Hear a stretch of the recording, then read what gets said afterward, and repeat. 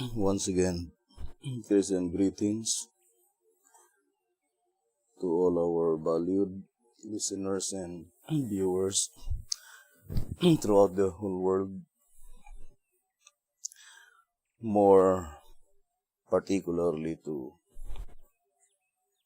all Shepherd's Rod believers, and most especially to our beloved brothers and sisters in the United States of America.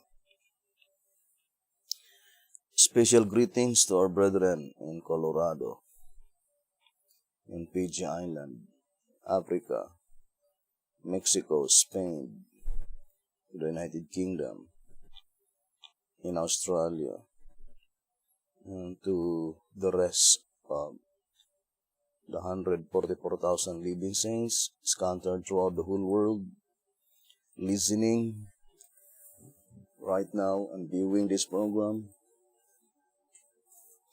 May the good Lord bless you and have a wonderful evening. This is a special subject, and we feel the deepest obligation that rested upon our shoulder to proclaim this message, and it is especially directed to all the living saints,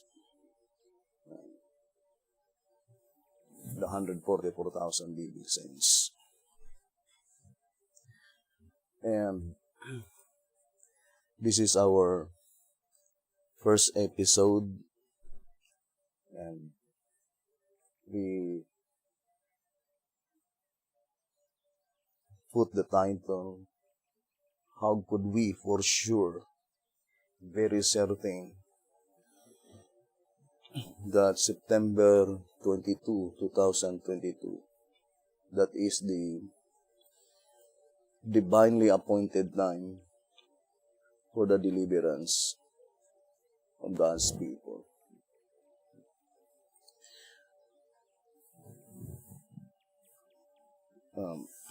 Brethren, in reality, in myself, every day I really feel the unworthiness of proclaiming this message, but at the same time, there is an urgency in my mind and in my heart.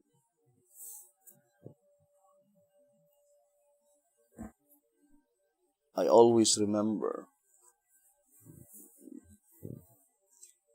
the statement in 1 Corinthians chapter 9, verse 16, saying, For though I preach the gospel, I have nothing to glory of, for necessity is laid upon me, yea, woe is unto me, if I preach not the gospel. Or in other words, preaching the gospel, nothing to recommend to God.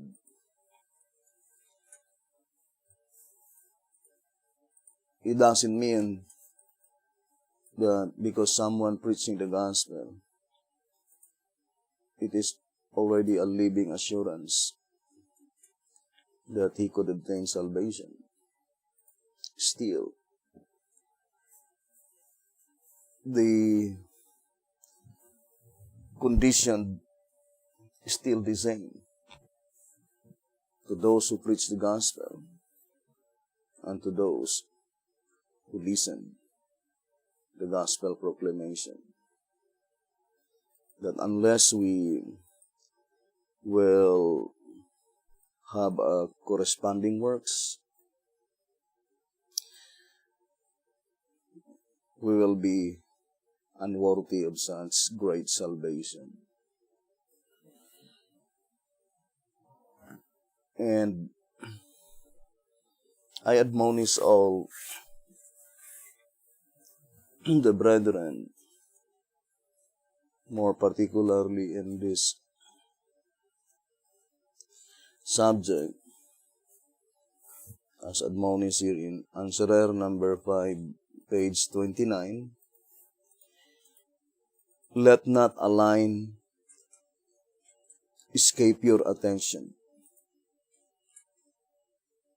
Study every word carefully and prayerfully.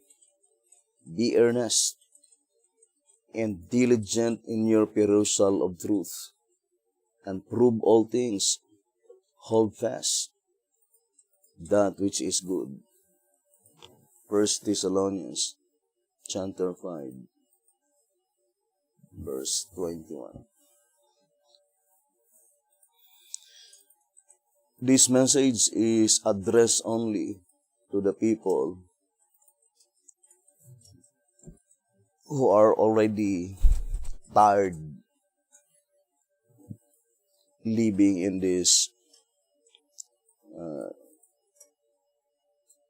sinful world. I remember the statement in Prophets and Kings.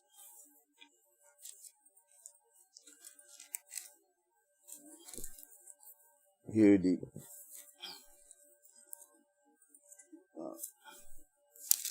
I think it was taken from it says here in 681, through the long centuries of trouble and darkness and dimness of anguish. Isaiah 8 verse 22, marking the history of mankind from the day our first parents lost their Eden home to the time the Son of God appeared as the Savior of sinners.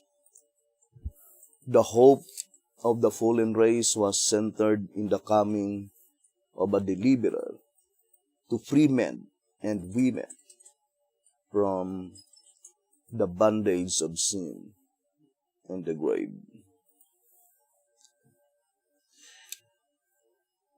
Prophets and Kings, page 681.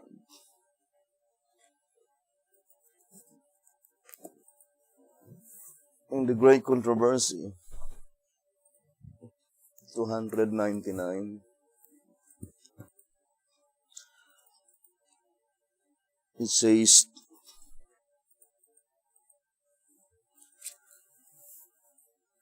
one of the most solemn and yet most glorious truths revealed in the Bible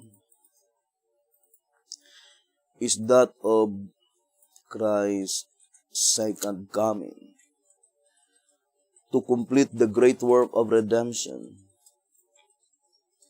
To God's pilgrim people, so long left to sojourn in the region and shadow of death, a precious joy-inspiring hope is given in the promise of His appearing, who is the resurrection and the life, to bring home again His banished. He says, the doctrine of the second advent is the very canon of the sacred scriptures. From the day when the first pair turned their sorrowing steps from Eden, the children of faith, it says, have waited the coming of the promised one, to break the destroyer's power and bring them again to the lost paradise. So, that is the most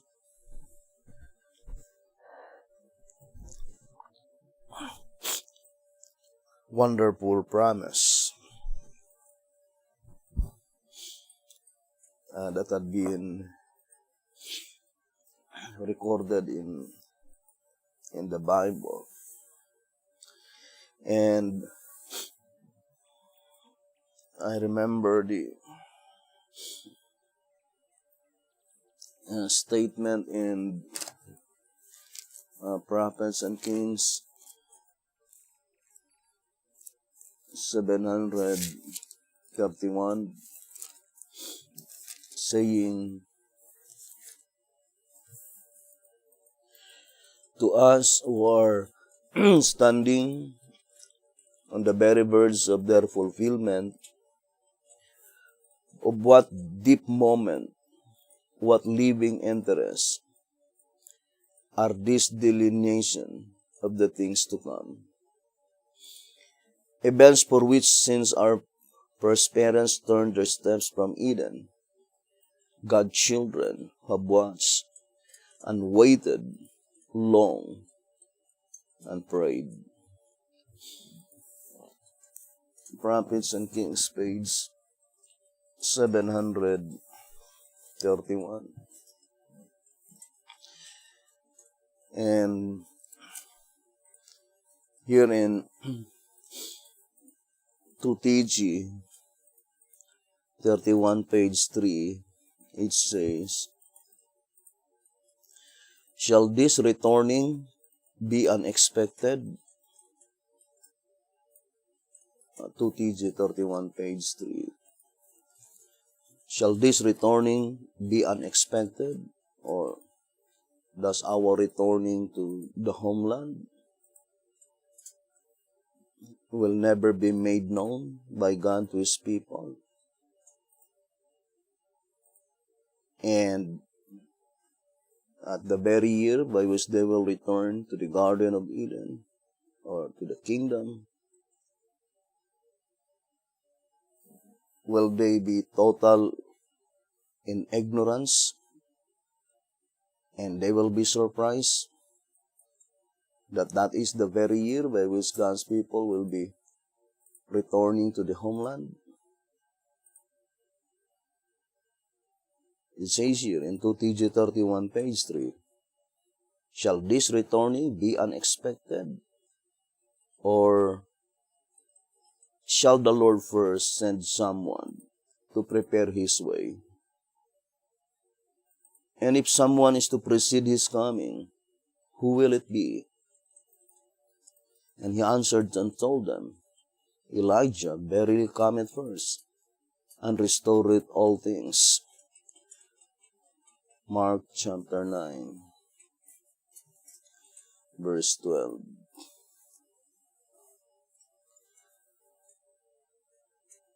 I remember, brethren, the statement in 2TG number 11 on page 8 and page 9. It says, in this parable, it is made known that in the closing hours of provisionary time, at supper time, about the end of the day, heaven is to send a message to them that are bidden, to them that already know the gospel of Christ, to the members of the church. The servant is to inform them that everything is now ready, that they should now come in for the great and long-expected supper, a supper which they are to eat in the Master's mansions, the kingdom, not in their own.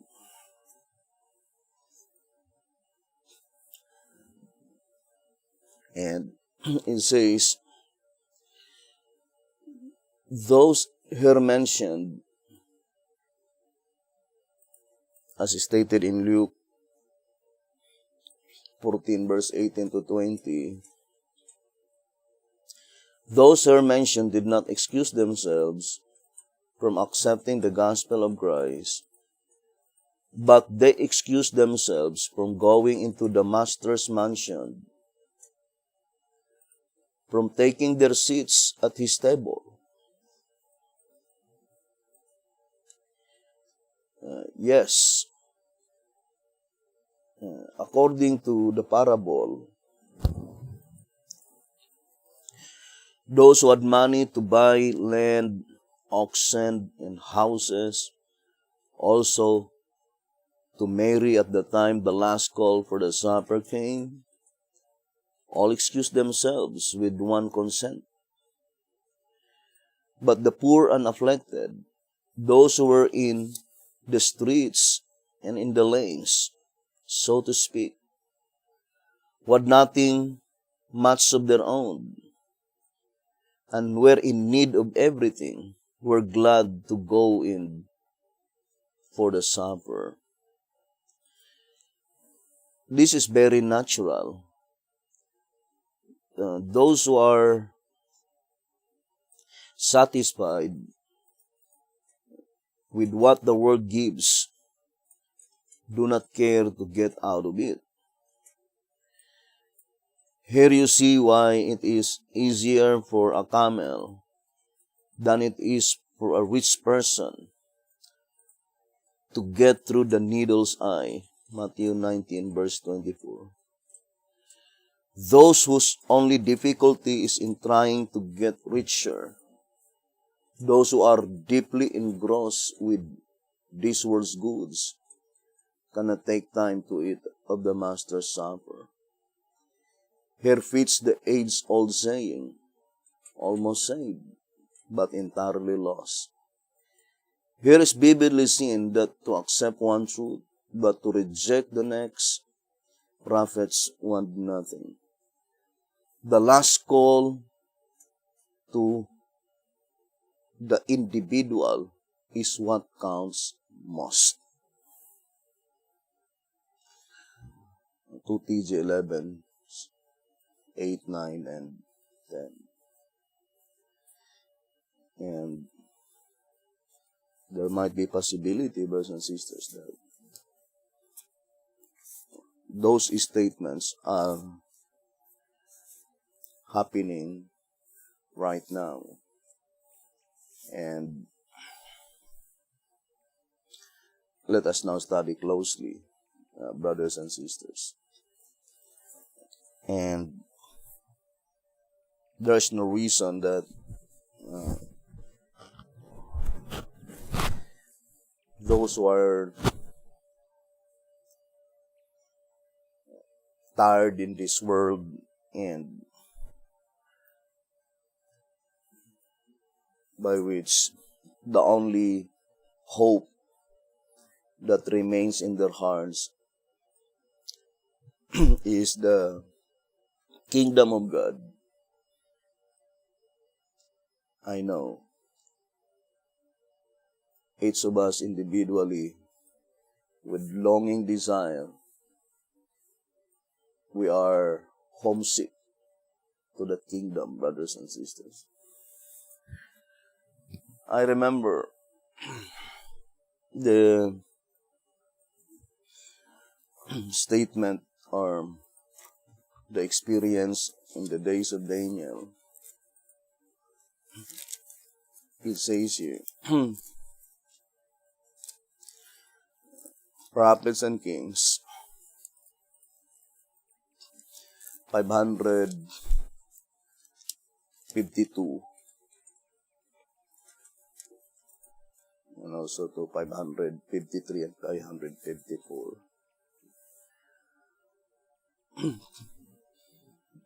It says here in Prophets and Kings 552, nor were these the only prophecies upon which the exiles had opportunity to base their hope of speedy deliverance. The writings of Jeremiah were within their reach, and in this was plainly set forth the length of time that should elapse before the restoration of Israel from Babylon. And it's found in Jeremiah 25, verse 12. And because of that, Daniel prayed earnestly for such speedy deliverance. And here in 553, it says,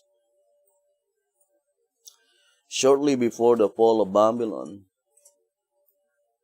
when Daniel was meditating on these prophecies and seeking God for an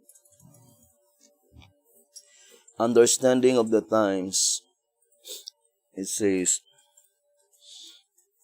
a series of visions was given him concerning the rise and fall of kingdoms, with the first vision as recorded in the 7th chapter of the book of Daniel. An interpretation was given, yet not all was made clear to the prophet. Now in page 554, it says, still burdened in behalf of Israel, Daniel studied anew the prophecies of Jeremiah. They were very plain, so plain that he understood by these testimonies recorded in books the number of the years whereof the word of the Lord came to Jeremiah the prophet, that he would accomplish 70 years in the desolations of Jerusalem. Daniel 9, verse 2. With faith founded on the sure word of prophecy, Daniel pleaded with the Lord for the speedy fulfillment of these promises. He pleaded for the honor of God to be preserved.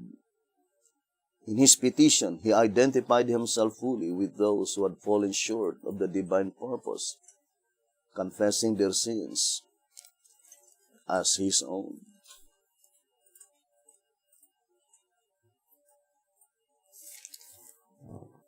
And I remember the statement in Desire of Ages on page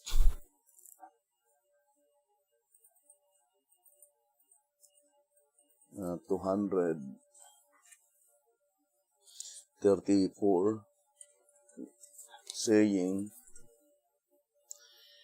as the message of Christ's first advent announced the kingdom of his grace, so the message of his second advent announces the kingdom of his glory. And the second message, like the first, is based on the prophecies. So, both messages, brothers and sisters, according to the voice of inspiration, it is based on the prophecies. And it's hard to imagine if God gave a complete information to the people in the past and give them knowledge the time of their deliverance, then how much more for the people in the last generation, our brothers and sisters. And accordingly, in the old symbolic code,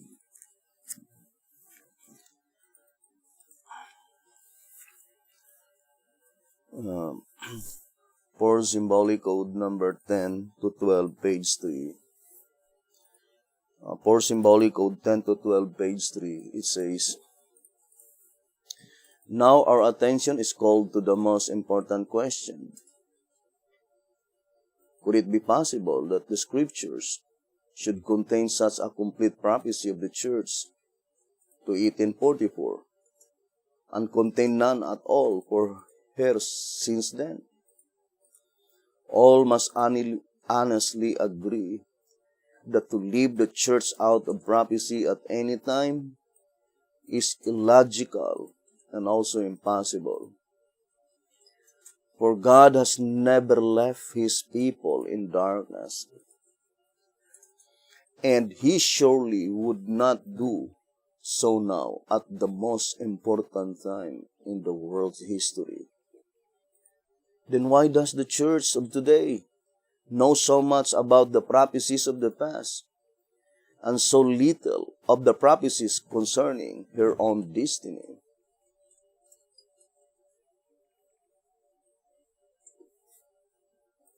Brothers and sisters, I fully believe that in reality, of all the history of the church, the last generation of men, the last church, will have even more complete information than those churches in the past. I remember the statement into SR 111 saying, we believe that there must be more complete symbolical information for this generation than for any previous one. And I would like to apply the statement, this generation, that is, in reality, the generation in which we are living in.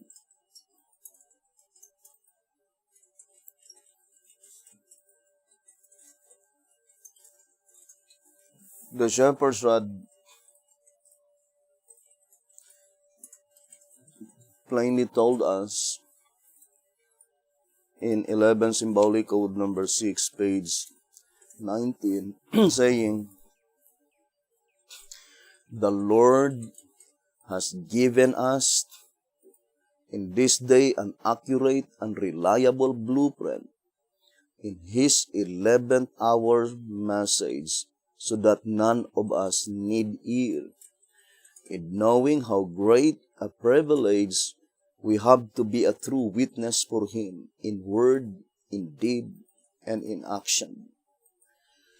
Let us not therefore put off the work and thus prolong the world's sorrow and suffering, but let each of us be among those who shall fulfill the purpose for which we were created, to verily help bring about complete and true rest and everlasting joy. God has faithful ones who will do it. Will you be one of them? 11 symbolic code number 6, page 19. And brethren,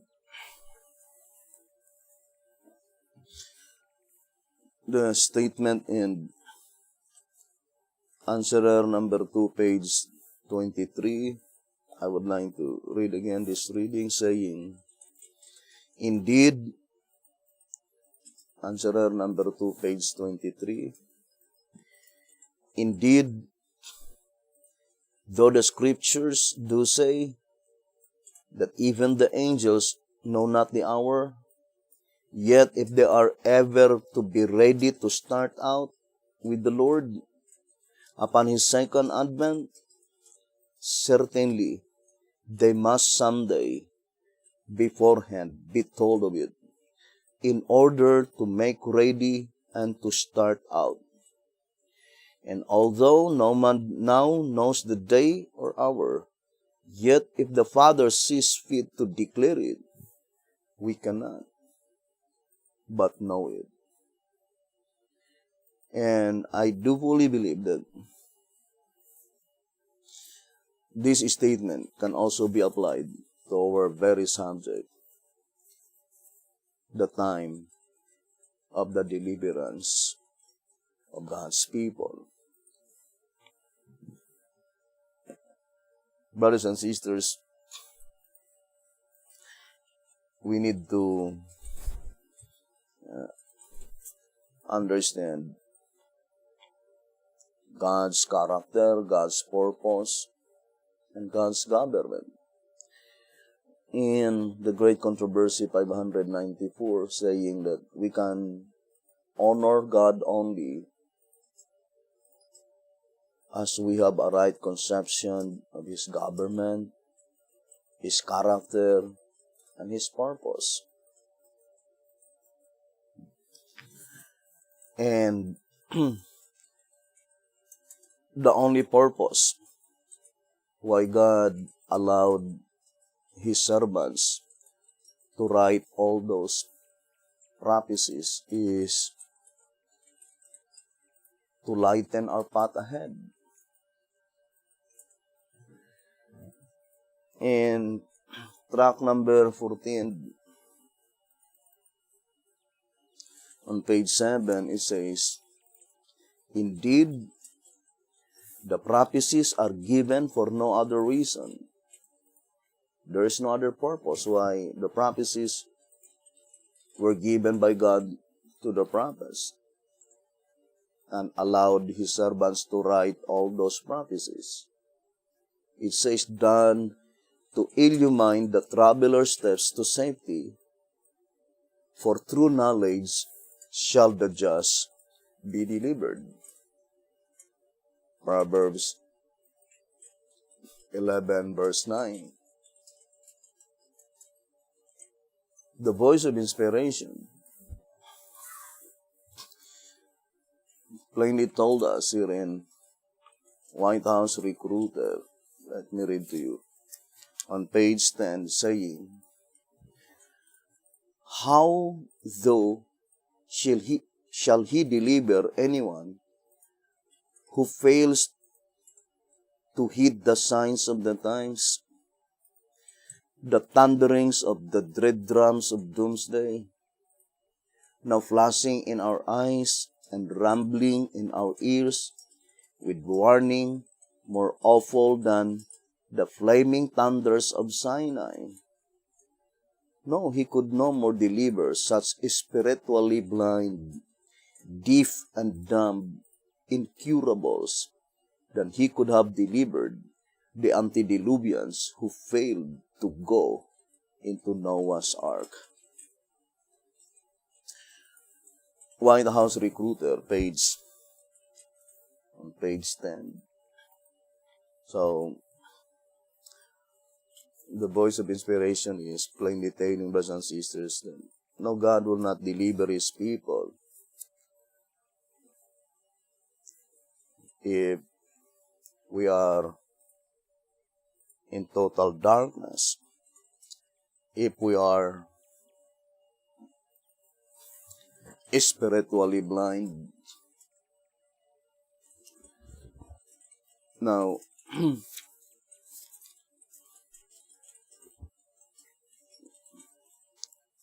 and I remember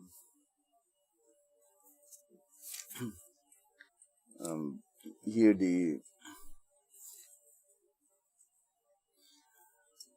shepherd's rod in 1 TG 37, page 20. So, It says here, brethren,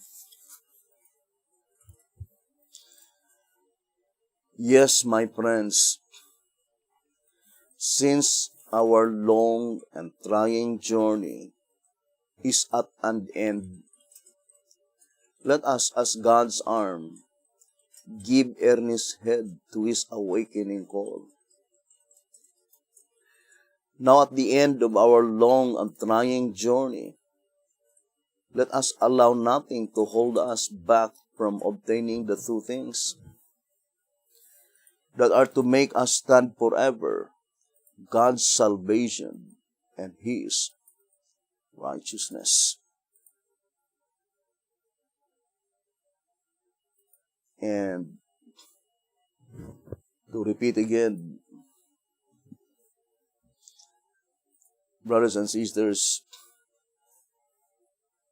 that September 22, 2022, in Bible calendar, that was April 14, 2024. I would like to repeat again. September 22, 2022, in Bible calendar, that is April 14, 2024. And how do we for sure very certain that set date, brothers and sisters, we stand firmly without any doubts that would be the deliverance of God's people. And that is why this is a special subject, and we invite the brethren to see it in the Bible, writings of Sister White and Betty Hogan. First of all, brethren, we do fully believe that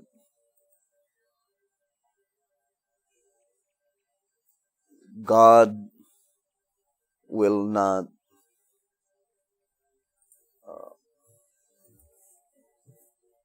place His people in a circumstance by which they knew nothing of the appointed time for their deliverance. And the same with Daniel. The only reason why Daniel recognized the fact that they were living in the very year of such deliverance by studying the prophecies. I remember the statement in Answerer number 5, page 29. Answerer number 5, page 29, saying, "But let your faith be not in miracles." Brothers and sisters, or let us not base our faith because of miracles or in man's experiences, but in the revelations of His prophetic word. Let us firmly establish our faith in the revelations of His prophetic word. Prophecies should be the foundation of our faith. Evangelism, page 196. Here in 1TG number 37, on page 10, saying, their divine calling to awake, however, reveals that though the time of deliverance has come, yet they are in deep spiritual sleep, ignorant of these good tidings. I fully believe that these are good tidings to inform everyone that we are now about to go home. Brothers and sisters, the shepherd's rod declared clearly in 1TG number 25 on page 4, saying, although Micah forespoke sad news for ancient Judah, he forespoke this joyful news for Judah of the latter days. Trying indeed must it have been for Judah to look forward to her own destruction.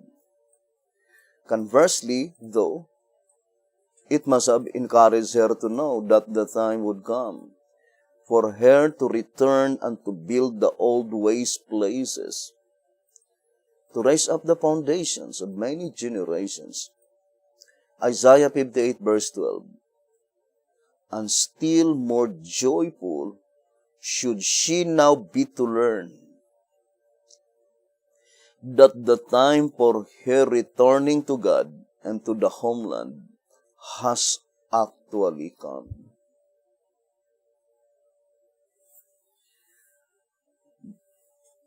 That is even more joyful.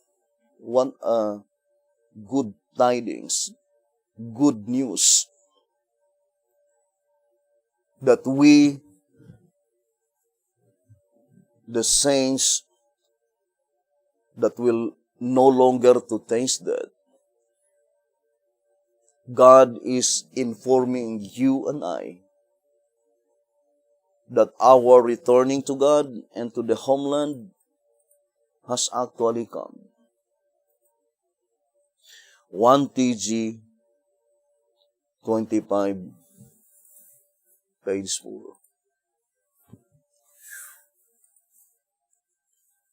It reminds me the statement in 1TG, in 2TG number 8,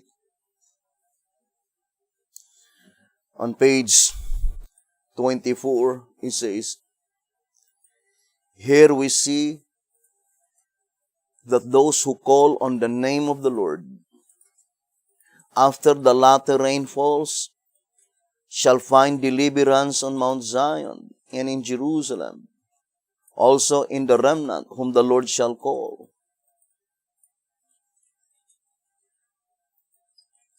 And then it says, these verses, Joel 3 verse 1 and 2, explained why, how, and when God's people are delivered in Mount Zion and in Jerusalem. Why, how, and when God's people are delivered in Mount Zion and in Jerusalem.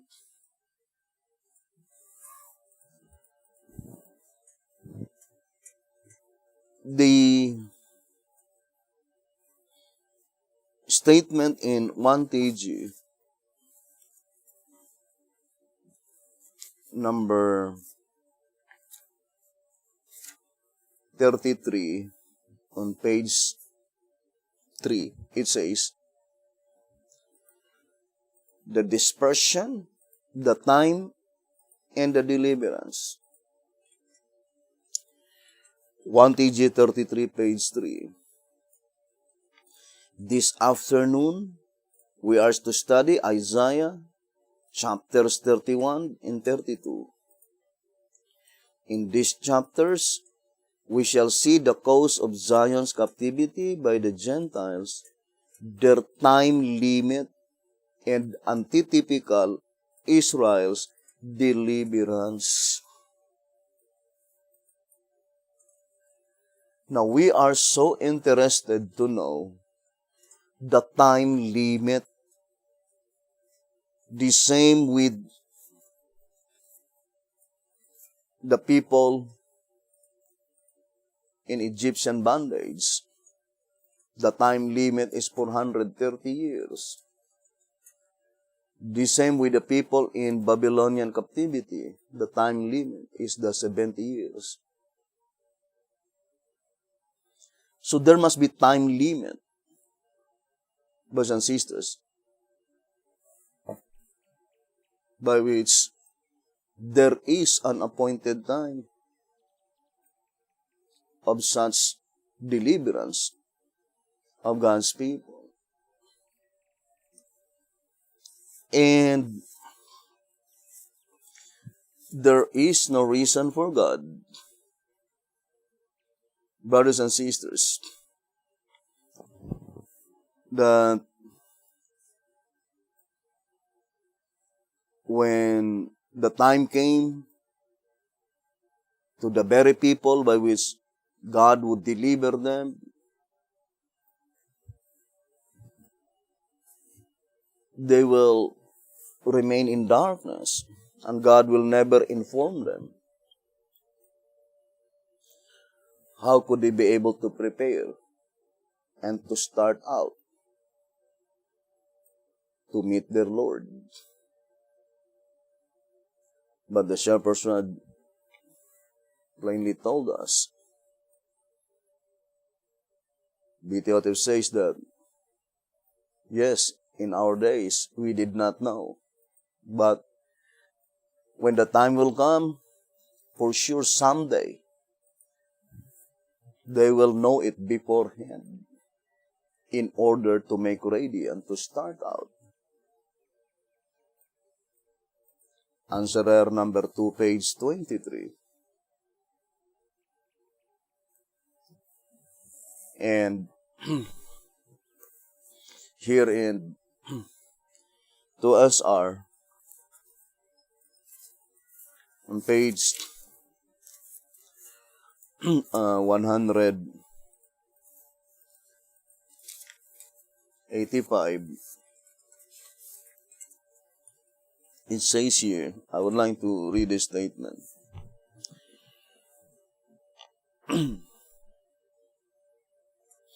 The knowledge of present truth, which the 5 foolish virgins possessed since 1844, is the judgment of the dead, and was the only oil in their lamps. Brethren, it is concerning the proceedings in the heavenly sanctuary. Because if we will be talking about judgment that pertains to the dead, according to White House Recruiter, page 20, takes place in the heavenly temple only. I would like to read that statement again. It says, as the cleansing of the sanctuary in behalf of the dead is necessarily purely a book transaction, and that is the reason for its taking place only in the heavenly sanctuary. So here in 2SR 185 is plainly telling that if the only knowledge that we had at this present time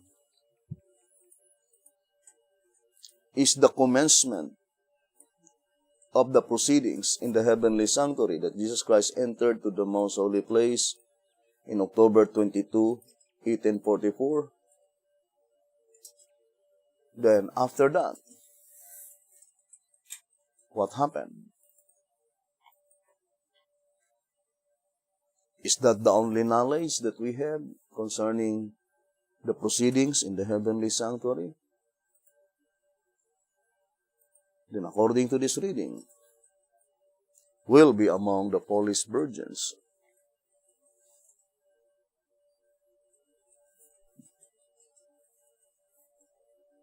Brethren,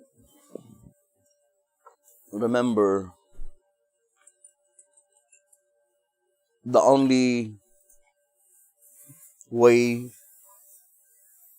that you could be able to understand the entire proceedings in the heavenly sanctuary is through the Shepherd's Rod publications. And that's why any reformers, non-Shepherd's Rod believer, for sure, they were in total darkness concerning the proceedings in the heavenly sanctuary. The only knowledge that they could have is the knowledge that Jesus Christ entered to the most holy place in October 22, 1844, and then stop right there.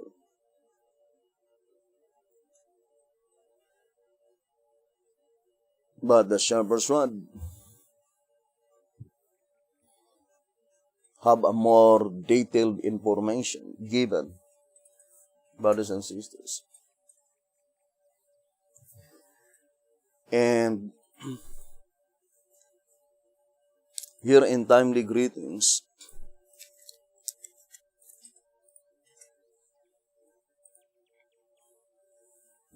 the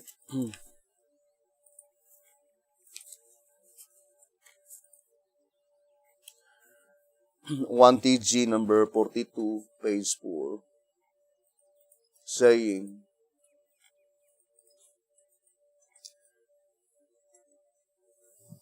I would like to read this statement. The conclusion then is that without this additional message, the church will never reach her goal. And anyone's unconcerned attitude in this urgent call for service is sure to bring his doom.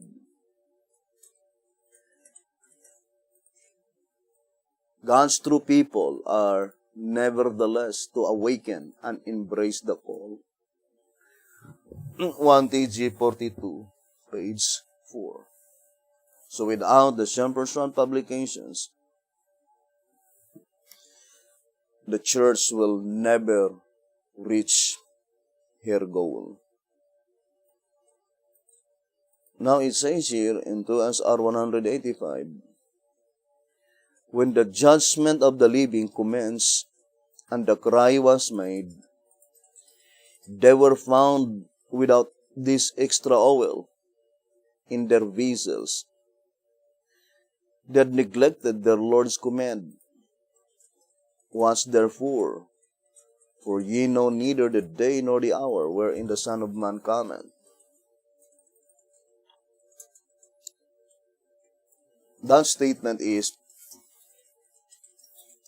plainly telling, brothers and sisters, that there is an appointed time by which God will bestow the understanding to His people, the day and the hour of the commencement of the judgment of the living. But such understanding will be given by God only to those who truly watch. And Here in 11 symbolic code, number 12, on page 7, saying,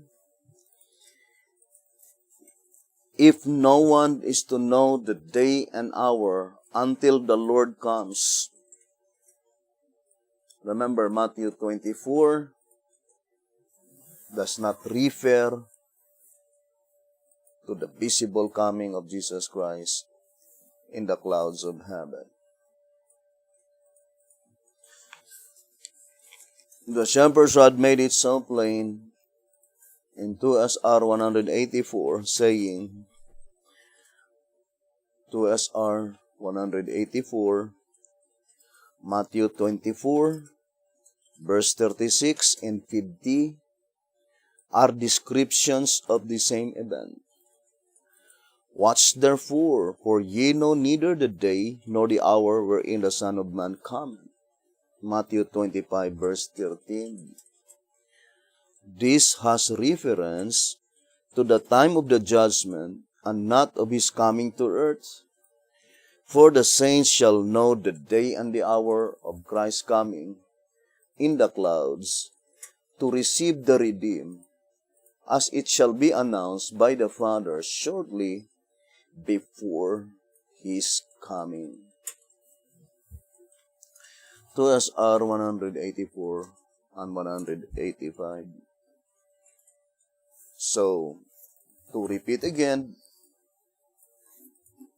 the coming mentioned in Matthew 24 is not Christ's second visible coming, but rather Christ's coming to the judgment. And, brothers and sisters, first of all, it is applied to the judgment in the heavenly sanctuary, when he will come to judge the living saints, or to judge the people under the seventh seal. And here in 11 symbolic code, number 12, page 7 and 8, it says, if no one is to know the day and hour until the Lord comes, then how could this servant be aware of the day and the hour? Do you see that one statement seems to contradict the other? No one knows the hour, the day.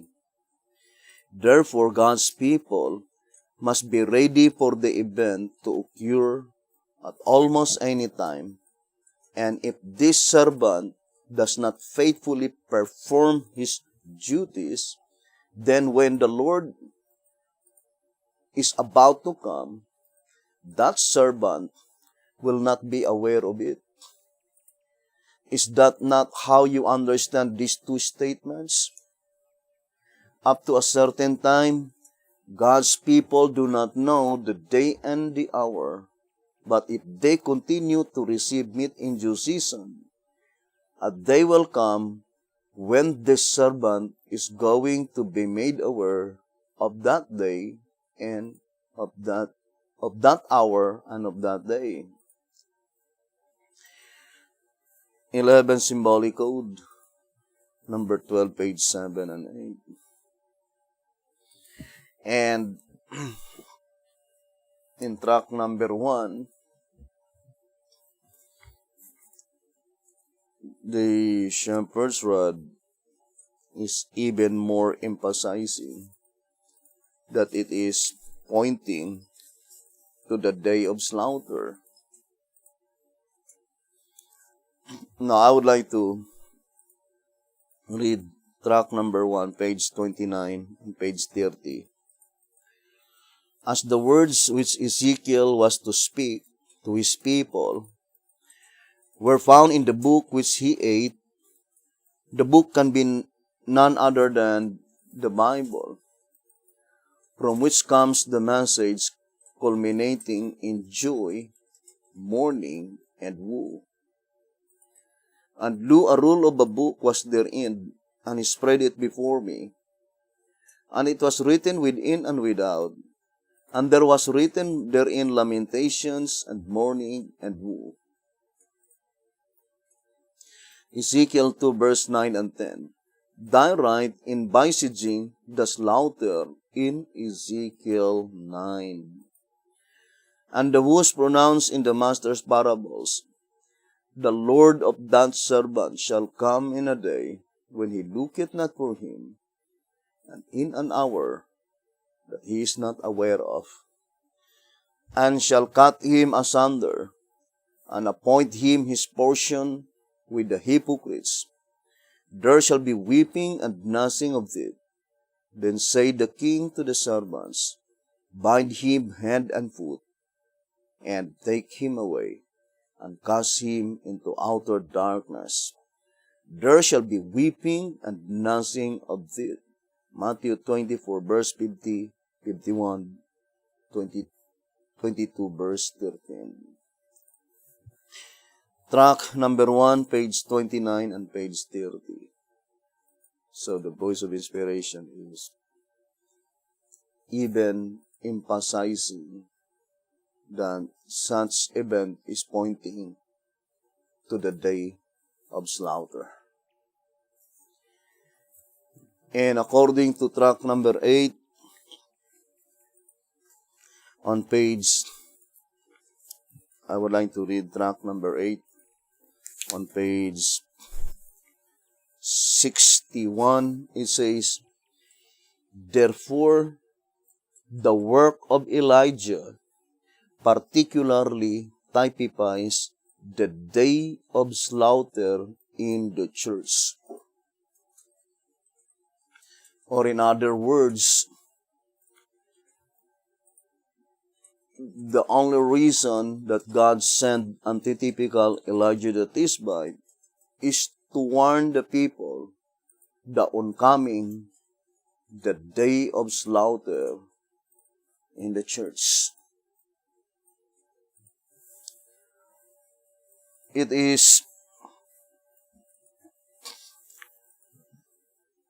ultimately the same with a statement in General Conference Special on page 9 saying, finally, for what other purpose could any right-thinking minds suppose the Lord would send his prophet, if not for them to give ear to him, that they might thereby survive the great and dreadful day of the Lord? For what else, indeed, could the Lord have made a record of prophecy and promise of his last day prophet? Ponder this, brethren. Think it through. And the shepherd's rod plainly telling us here in General Conference Special on page 11 and page 12, saying, shall it be you, shall it be me, to be shaken out, is the greatest question before us. It cannot, though, be either of us if we are intelligently determined not to let it be. Assuredly, brethren, not a one need be in uncertainty. All may for a surety know both the day and the Elijah, as he proclaims it. Because to our surprise, he will point out that every Bible prophet describes the day and also tells what the Lord would have us do while it is approaching, and subsequently while we are going through it. And then it says, all will see that no one but Elijah can proclaim the day. So the only one who could be had been authorized by God to proclaim the great and dreadful day of the Lord which is the day of slaughter, none other than antitypical Elijah the Tishbite. And remember, according to the Shepherd's Rod here in General Conference Special, page 7, saying, this will be the devil's deal while the day of God is approaching. And while Elijah is making the announcement of it, if this Elijah is beheaded, then such announcement is ended in 1955. Because a dead prophet could no longer announce. And here the statement is very plain, inscribed in present occurrences, saying, this will be the devil's deal while the day of God is approaching. Now, we already inform all the brethren that that day is April 14, 2024, or in the terms of our Gregorian Roman calendar, that is September 22, 2022. This coming September 22, 2022. Brothers and sisters, that is great day for the righteous, dreadful day for the wicked. That is the very day by which the voice of inspiration says that our Almighty God will perform a dual work. Here in track number 14, it says here on page 18, plainly, therefore, in the time when Assyria crumbles, the Lord is to perform a dual work among His purposed people, some of whom will be made free because of their faithfulness, and some of whom will be slain because of their wickedness. The delivered ones will then be called by another name. Track number 14, page 18. Now, let's read again the statement here in the General Conference Special, page 7. This will be the devil's deal while the day of God is approaching. And while Elijah is making the announcement of it, as the scroll unrolls, and while the prophecies concerning the day of God are being unsealed, His work and His interpretation of the prophecies for the great day will identify Him as the promised Elijah the prophet. Testimonies to Ministers, page 475. And this will enrage the devil as never before. Nevertheless, one's only safety will be in the teaching of Elijah, for there will be no other voice of timely truth, and authority to whom one may turn. Any others will lead their victims blindfolded into perdition. General Conference Special, pages 7 and 8. The statement can be applied both. First, If we will apply it to antitypical Elijah John the Baptist, B.T. Houghton,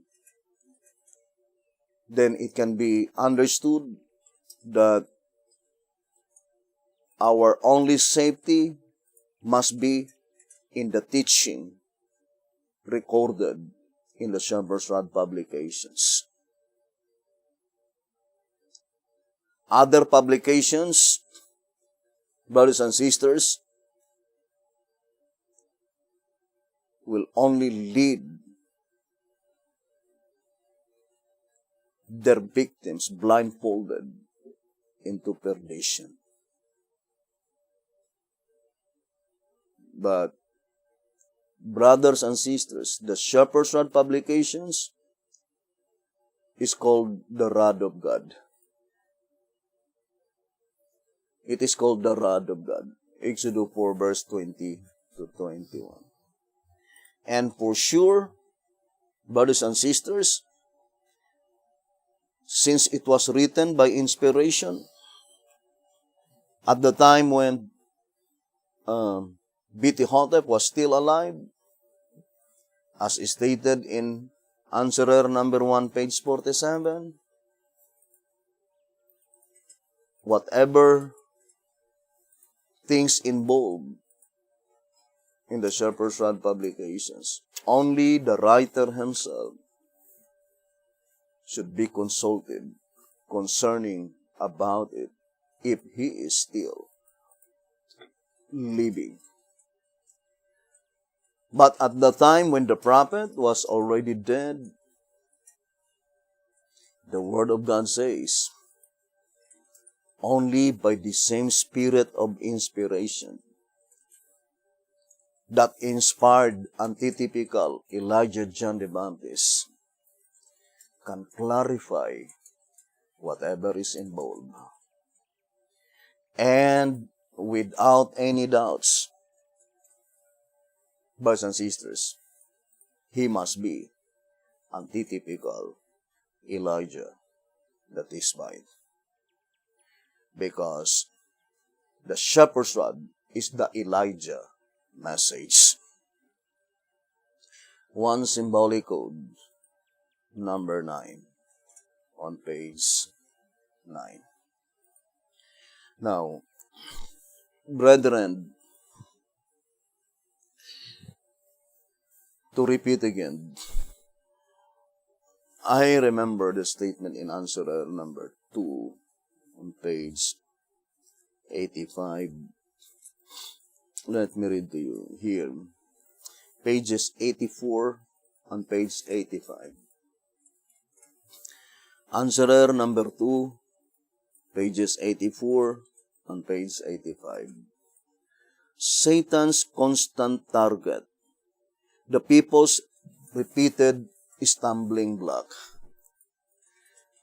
That the great controversy between Christ and Satan is over this crowning hope, the kingdom, is seen from the Lord's repeated instructions in the prophecies, in the types, and in the parables, from Satan's constant effort to keep the human race out of it, and last, from human beings repeatedly being defeated in their warfare to become heirs of it.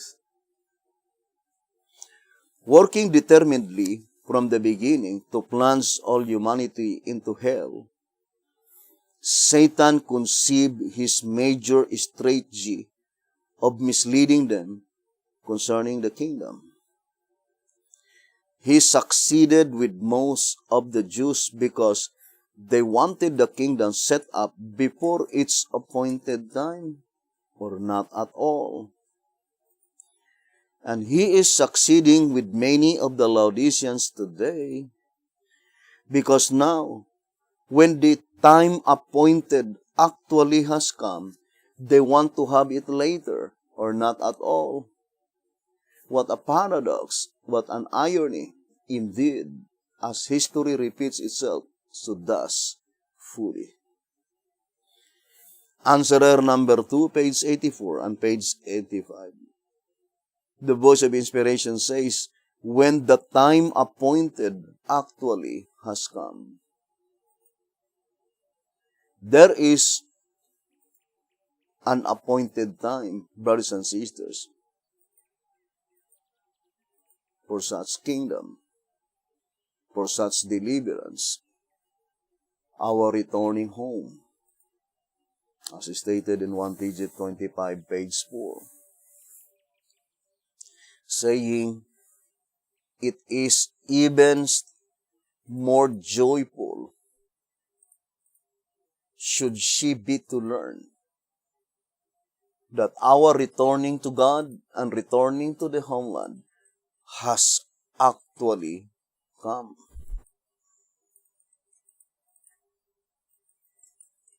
And the only way to know is by studying the prophecies. The same with Daniel.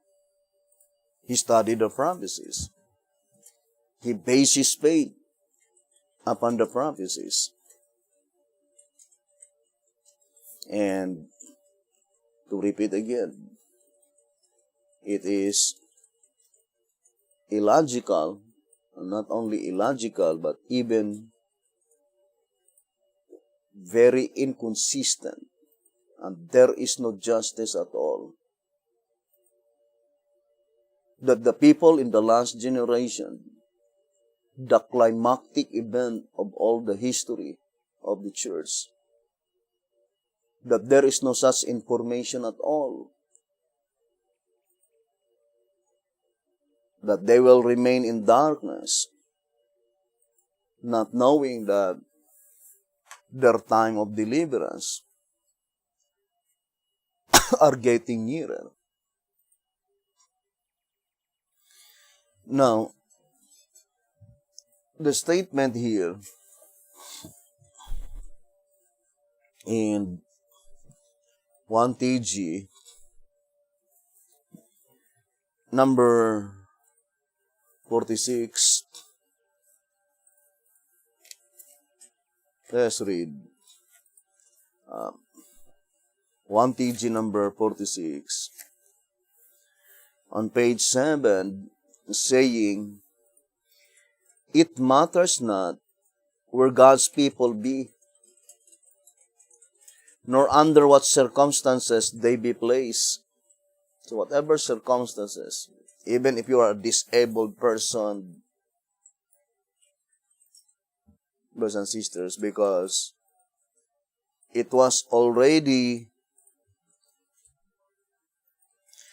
appointed by God that the gospel proclamation in the 11th hour message, God will use the modern science, this technology that we have today.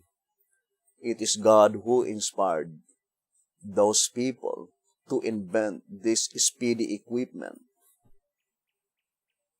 We read that several times in 2SR 229. White House Recruiter, page 36. That it is God who inspired this modern science in order to quickly finish the work. And that is the direct fulfillment of the message of the third angel flying in the midst of heaven, indicating that their message will be proclaimed through the air, through internet. And that is why here in 1 TG 46, page 7, saying, it matters not where God's people be, nor under what circumstances they be placed, they shall nevertheless all hear his servants proclaiming the year of final jubilee. That is pointing to the deliverance of God's people. Proclaiming the year of final jubilee and all are to be let out free. All are to share this great ever increasing spiritual feast.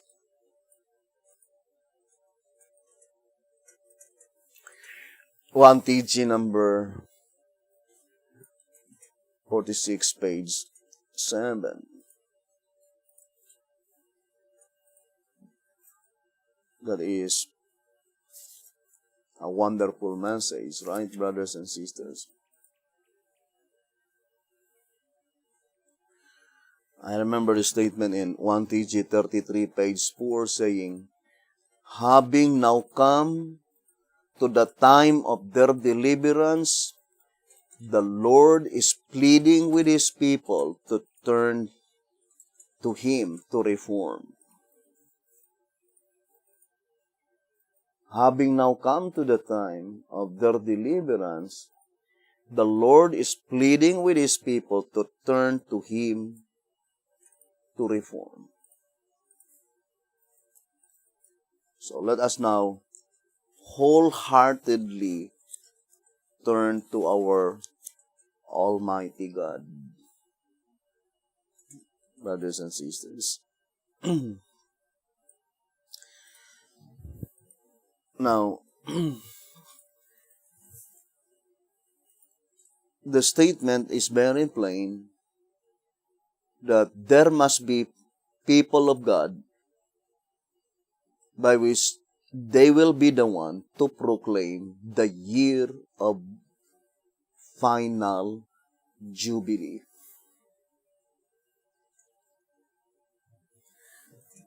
Now let's study closely such subject concerning jubilee. Now, for example, in 1934, track 3 supplement, it says here on page 67, the scriptures often employ mathematical means in defining existence of time and number of years from one biblical event to another. The number of days from the wave ship to the Pentecost was derived by multiplying 7 times 7 which equals 49. In like manner, the number of years from one jubilee to another was determined by multiplying the 7 sabbatical years by 7, the sum of which is 49. Therefore, multiplication is a common scriptural method of teaching truth.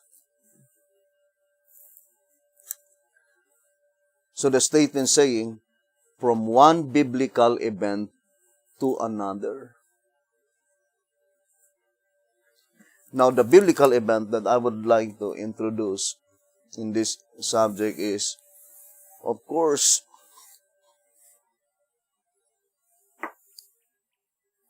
the Exodus, the first Exodus. The shepherd's rod plainly told us in 1 TG number 7, page 3, saying, in whom do we find such a parallel? In no others than those who left Egypt and started for the promised land. No, in none others. They are our only type.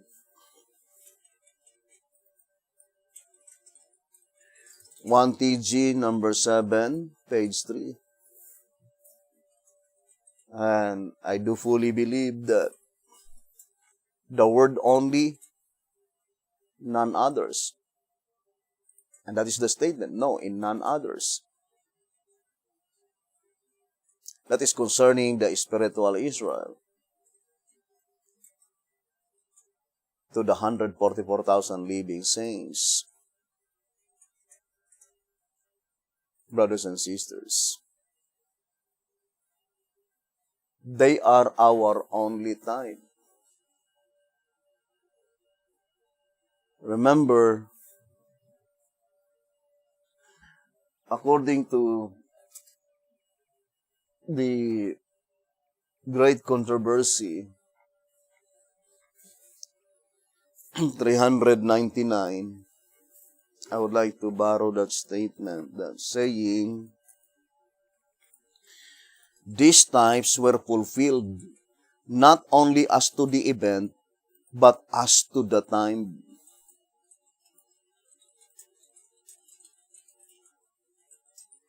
So that is the law of type, both to the event and to the time. It should be exactly fits and perfectly matched. In answer number 3, on page 23, the statement used by inspiration saying, which exactly fits the type, exactly fits.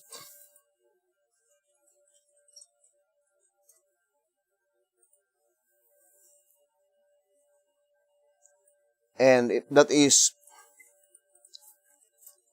both in time as well as in objective. Now, here in 1SR Packet Edition, page 73, saying, all these modern occurrences being perfectly matched with the ancient ones, both in time and objective.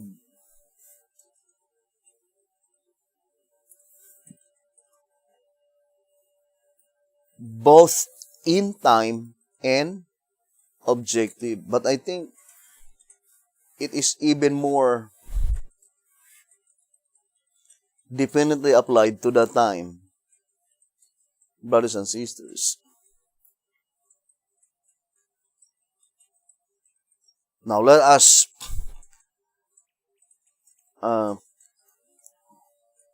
focus our attention. When does the ancient Israel had been delivered from Egypt? That was April 14th, midnight in April 14th.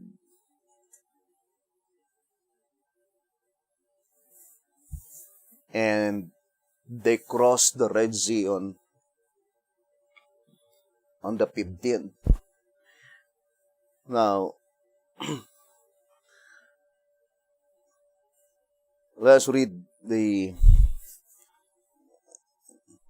statement given by the shepherds, brothers and sisters. To repeat again, that is our only time. And that is their last night in Egypt.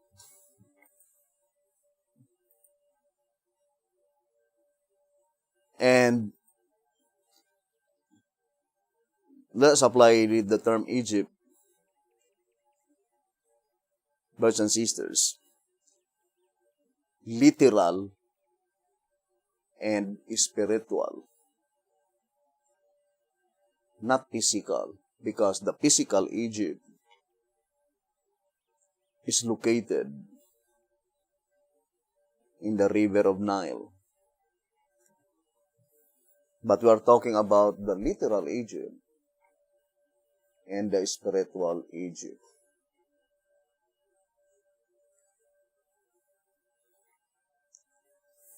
And now, since we are talking about that event, brothers and sisters, The Bible says in Hosea chapter 12, on verse 13, and by a prophet the Lord brought Israel out of Egypt, and by a prophet was he preserved.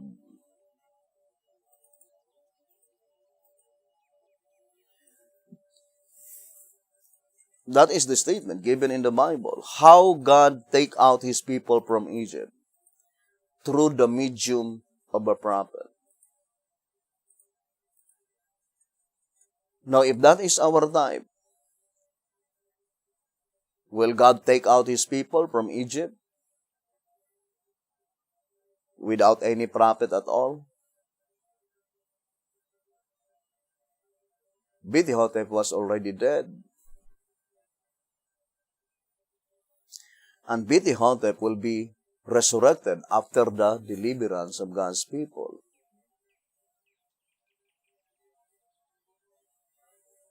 Now, the statement here in the old symbolic code,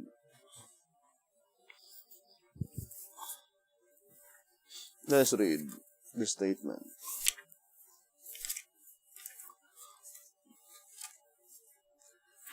It says,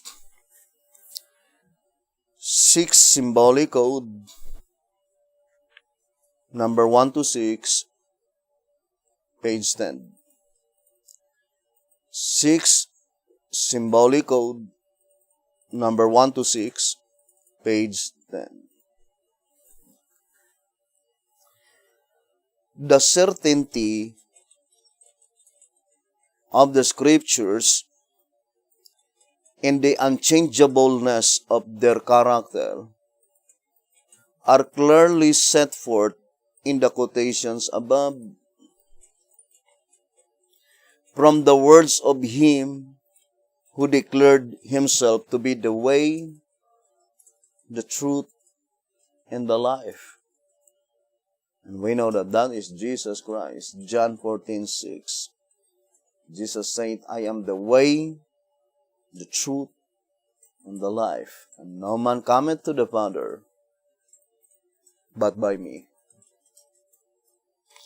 In both the Old and the New Testaments, there is brought to view a religious movement organized and led by the author of the scriptures, the first of which is an example or type of the second. Both of these movements called God's people out of a state of bondage with specific instruction as to how those comprising the organization might free themselves from slavery and inherit a land of freedom, peace, and plenty. Now all these things happen unto them for examples, and they are written for our admonition, upon whom the ends of the world are come. 1 Corinthians 10 verse 11. Thus the Exodus movement, the type from Egypt to Canaan, points forward to a movement which the Lord is to launch by the same method as in the type, and which is to free God's people from all earthly ties, sin and sinners, and lead them to inherit the eternal kingdom. Brethren, the voice of inspiration says, by this same method, how God take his people out from Egypt. And what is that method? Hosea 12 verse 13. God take out his people from Egypt by a prophet. Brothers and sisters. And whether you believe it or not, That is the only medium that God employ in delivering His people. Through and by a medium of a prophet, brothers and sisters, according to the voice of inspiration. Let me read to you here in answer number 4 on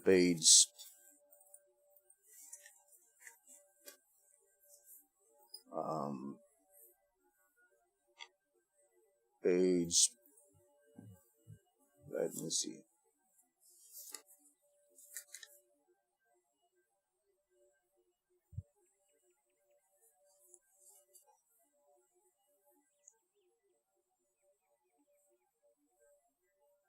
I think answer number, track number 4 rather. Track number 4 on page 42. It says, so today, in the antitype, the Lord's voice cried unto the city, that is the church, and the man of wisdom, the teachable, shall see thy name. Hear ye the rod, and who hath appointed it? And by a prophet the Lord brought Israel out of Egypt, and by a prophet was he preserved. Hosea 12, verse 13. Track number 4, page 42. In 2TG number 26, page 13, it says, 2TG number 26 on page 13.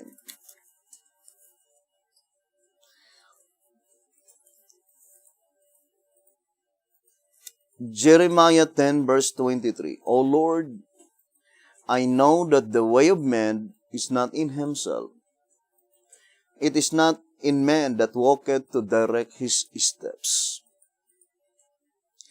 In this verse, we are told that the way man should go is not in himself.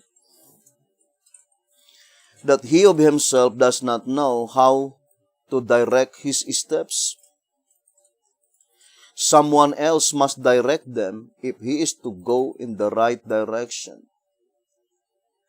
For this very reason, God's people are led by a prophet and are preserved by a prophet. Hosea 12, verse 13. So it was that through the medium of the prophets, God lead and preserved the church of the Old Testament. And by the same Spirit He founded, lead, and has to this day preserved the New Testament church, although the spirit that rebelled against God's leadership anciently is still in the church today. On page 23, it says, 2TG 26, page 23, worshipping the dead prophets and killing the living ones is a brutal effort to block the progress of truth, to deceive self and others.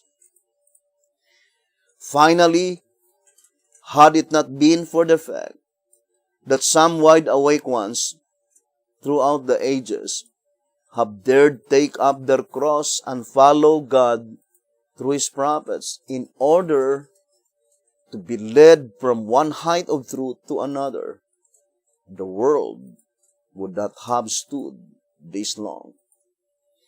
There is no doubt the church from creation till today has been led and preserved by the prophets, and she can continue in no other way from here on. 2TG 26, page 23. And that's why, in answer number 3,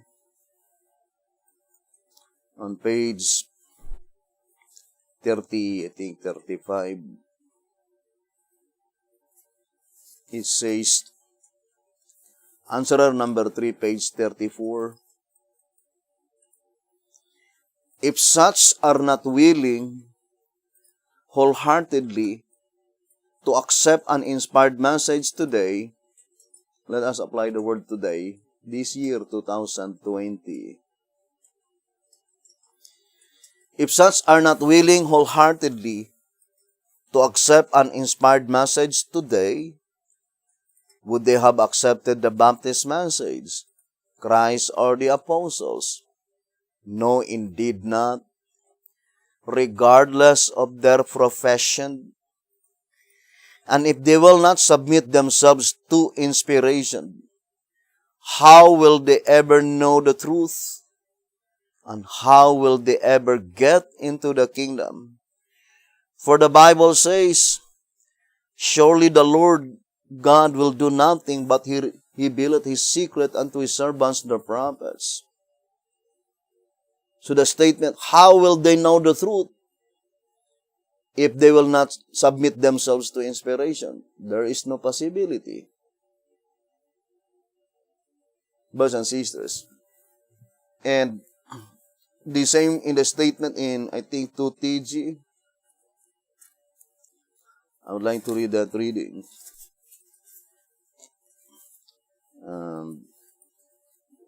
2TG number 24, page 21, it says, now then, if it is truth that makes anyone free, according to the Bible, right? John 8, verse 32. Only the truth that can set us free. Now then, if it is truth that makes anyone free, and if it comes only through inspiration, if the truth will come only through the channel of inspiration, and if Christendom, now let's apply it to the Davidian. If the Davidian Christendom fails to recognize this, and thus give God no chance to save it, so the only way that God can save his people is through the channel of inspiration. And that is the same with the statement in answerer number 3 on page 30, saying, hence, any objection to inspiration can only, in the last analysis, be an attempt to put God out of sight and to bring men to the front, to cut off the only channel through which God can interpret the scriptures, communicate his people, reveal truth, and unmask error. The Lord has often made manifest in his providence, says the Spirit of prophecy, that nothing less than revealed truth, the Word of God, can reclaim man from sin and keep him from transgression. Answerer number 3, page 30. So here in 2TG 24:21, now then, if it is truth that makes anyone free, and if it comes only through inspiration, and if Christendom fails to recognize this, and thus give God no chance to save it, then what is to be its fate? And also the fate of the church itself? You know the answer. You see, brothers and sisters, it says, you know the answer. What happened to those people who did not believe Jesus' interpretation of the scriptures? All of them perish in the destruction of Jerusalem. It says here in 2 TG 24, page 20, let us consider another example. This one in Jesus' time. The Jews in his time had even greater faith in the scriptures than any before them. With the scriptures they accused, tried, and crucified the Lord. The thing in which they had no faith was Jesus' interpretation of the scriptures. As a result, some years later, their city was destroyed, and everyone that was found in it burned as rats, only because they failed to heed Jesus' instructions. Now the voice of inspiration is now warning, proclaiming this message to prepare for that event. What event? That midnight deliverance.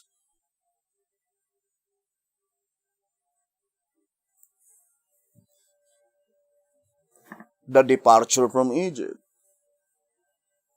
Here in 1SR page 64, it says,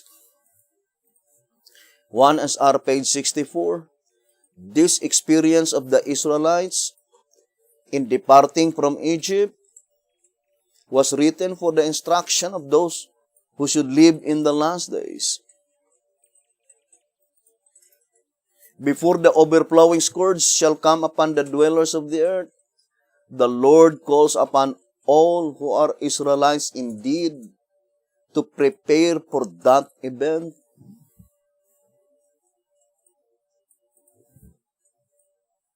Brothers and sisters, in the parables of Jesus Christ, only those who are ready,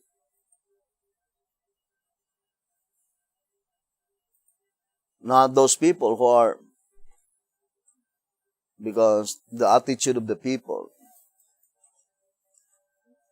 will be saying that at the time, that is the time that I will prepare.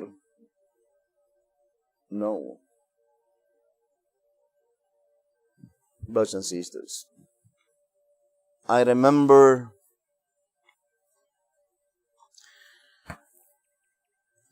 the statement here in the old symbolic code. I would like to read to you. It says, the old symbolic code, as stated in the Bible, in Matthew 25, verse 10. One symbolic code, number 10, page 9.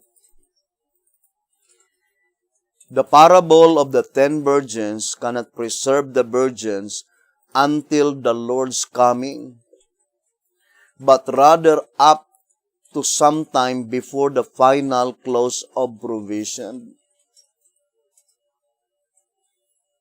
The final close of provision mentioned here in reality is pointing to the final close of provision to all Sabbath keepers. For note more carefully what the scriptures say, and they that were ready. It did not say, and they that are ready. It was inscribed in past tense, meaning they were already ready long before that time. Not at that time that they began to prepare. It did not say, and they that are ready, as indicating that they began to prepare at the time when the event is taking place. No. They prepared themselves in advance. And they that were ready went in with him to the marriage, and the door was shut. Matthew 25, verse 10. The words to the marriage denote that the call was made and the door was shut before the marriage took place. And as Christ is married or crowned at the close of human provision, see the Great Controversy, page 426 and 427. And before the 7 last plagues are poured out, it proves that the call, behold, the bridegroom cometh, is not the coming of Christ in the clouds of heaven when he received his people unto himself. John 14, verse 3. But rather is coming to the sanctuary for the judgment of the living. Behold, the bridegroom cometh, where? To the most holy place. Remember that statement in 2 SR 181, saying, the midnight cry, 2 SR 181, the midnight cry was first proclaimed prior to 1844, and the coming of the bridegroom was Christ coming to the most holy place.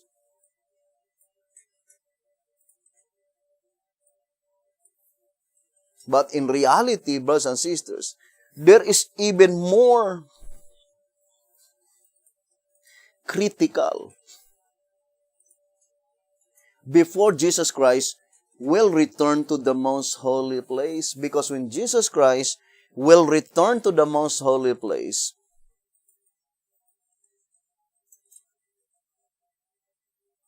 it could not be applied in October 22, 1844. Because the word return, at least second time, October 22, 1844, that is the first time by which Jesus Christ entered to the most holy place, indicating that he left the place, he left the most holy place, and then returned.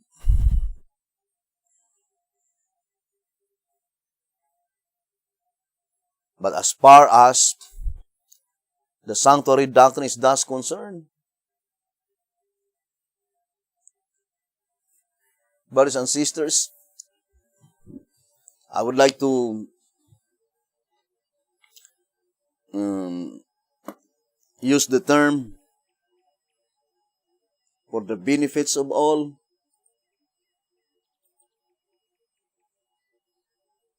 that when the proceedings in the most holy place that pertains to the dead is finished, then Jesus Christ, brothers and sisters, will come to the holy place. And I would like to go directly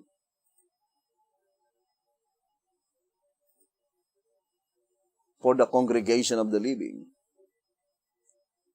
blotting out of names.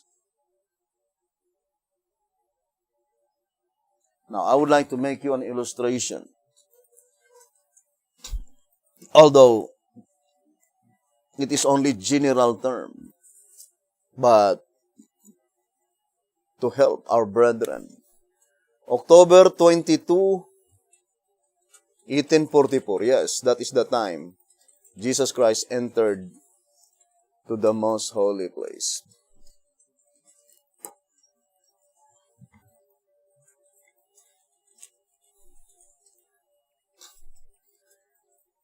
And the Voice of Inspiration says, in Volume 2, 190 and 109, Volume 2, page 190 and 191, the parable of Jesus Christ in Matthew 24, Mark 13, and even in Luke, point to Christ's return to His ministration in the most holy place. Volume 2, 190. And, brothers and sisters, to repeat again, the word return cannot be applied in October 22, 1844, because that is the first time that He entered the most holy place.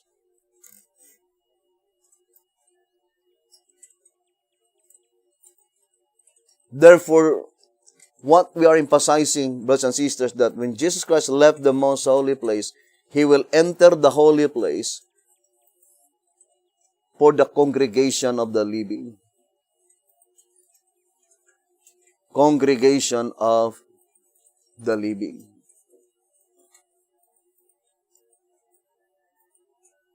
Blotting out of names.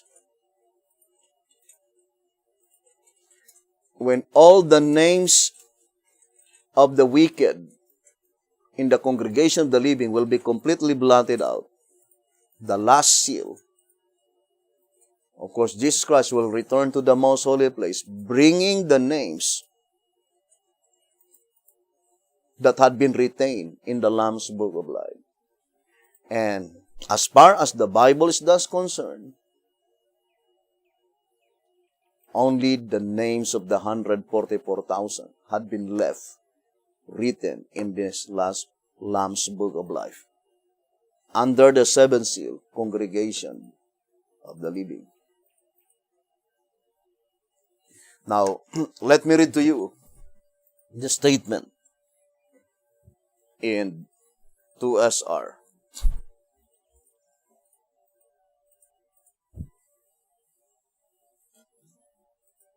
Here in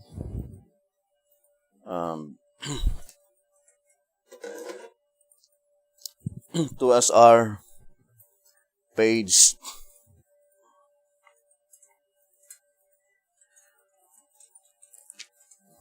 241,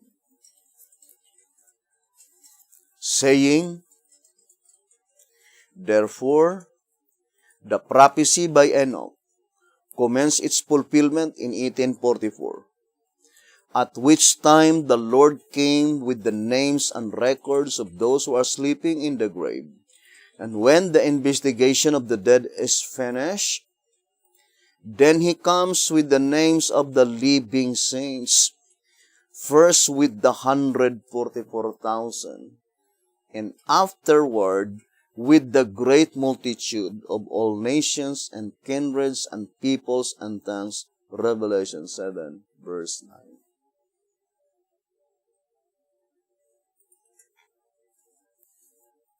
So the statement, brethren, strive with all your power to be among the living saints. The only people that will be delivered are those whose names left written in the Lamb's Book of Life.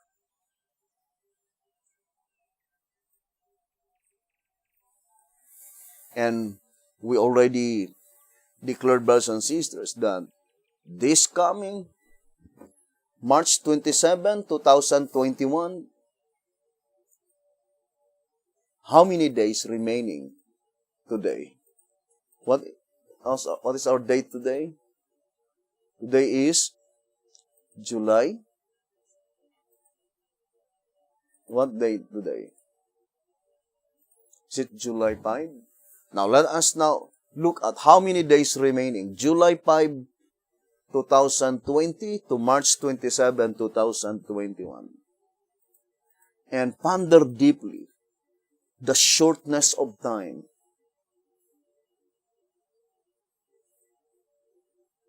Sometimes, brethren, to tell you frankly,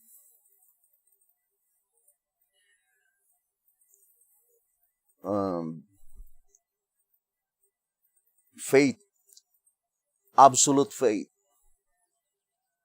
makes our understanding even more easier. So there are how many days remain? From July 5, 2020 to March 27, 2021.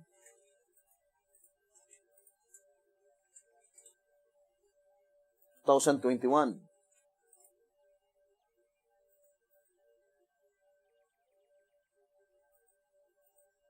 That exact. 265 days.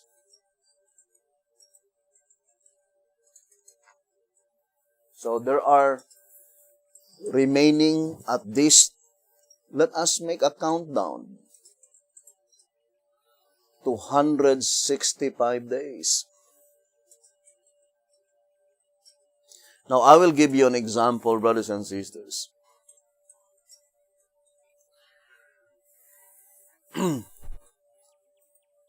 And, for example, John, I would like to quote this verse. John 13, verse 7. John 13, verse 7. Jesus answered and said unto him, What I do thou knowest not now. What I do,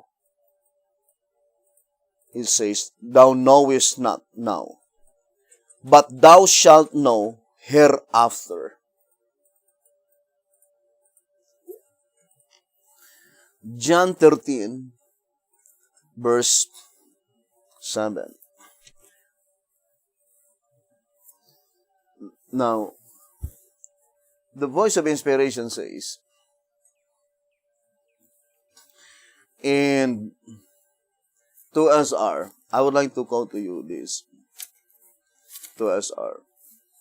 Because in reality, brothers and sisters, for me it is not difficult to convey the idea, but the problem is that I would like to read to you. I will not use my own words, but I would like to express what is in my heart through the word it is written. For example, here in Testimonies for the Church, Volume 7, 265. And apology and forgive me if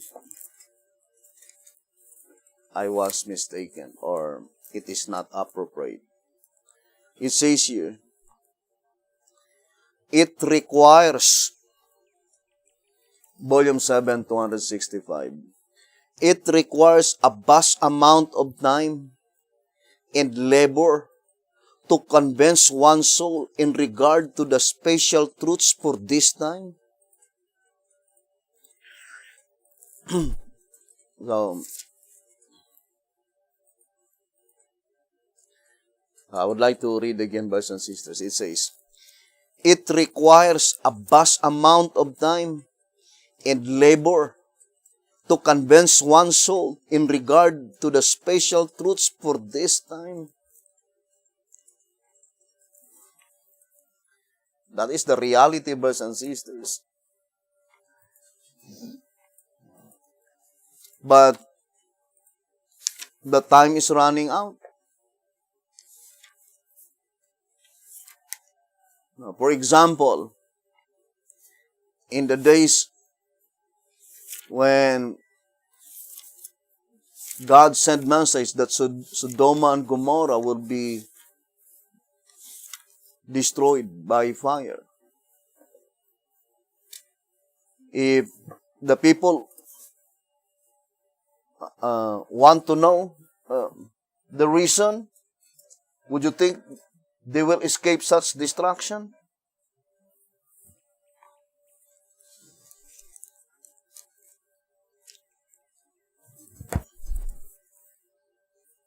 Here in Patriarchs and Prophets, let me read to you. In the destruction of Sodom and Gomorrah.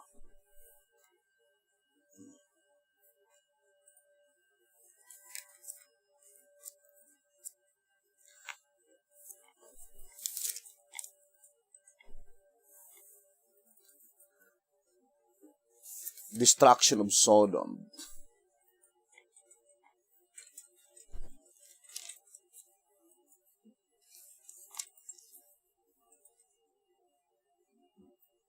Patriarchs and Prophets 157. And now the last night of Sodom was approaching.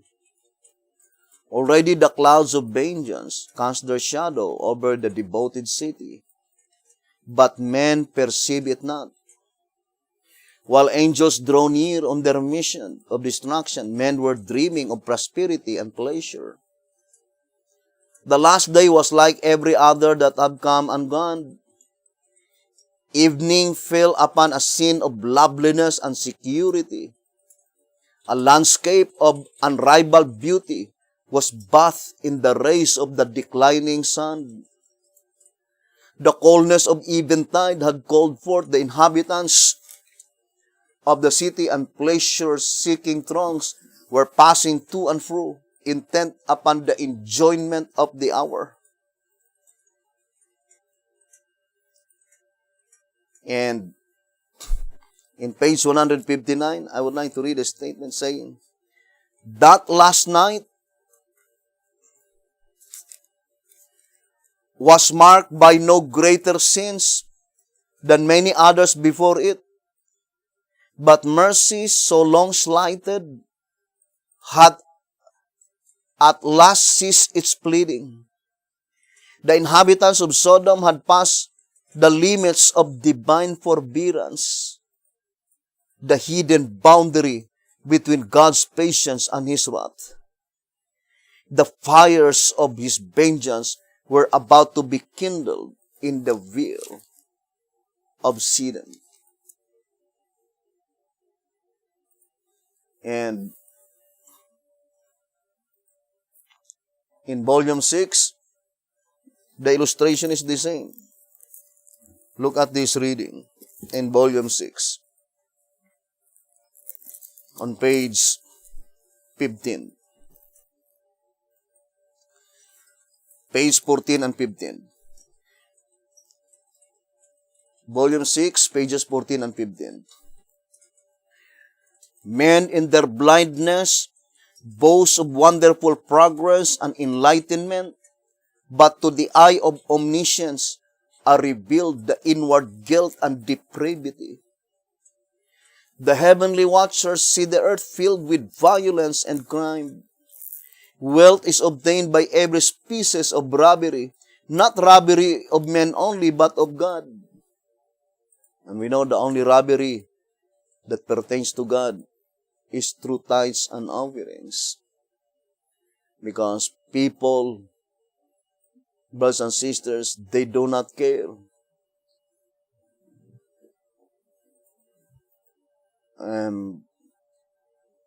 They do not place high importance such Lord's substance. That money is not our own.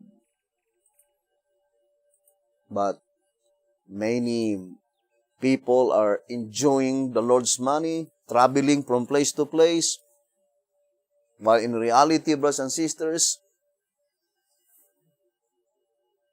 there was no present fruit in their movement. And the shepherd says, if the robbery is by individual,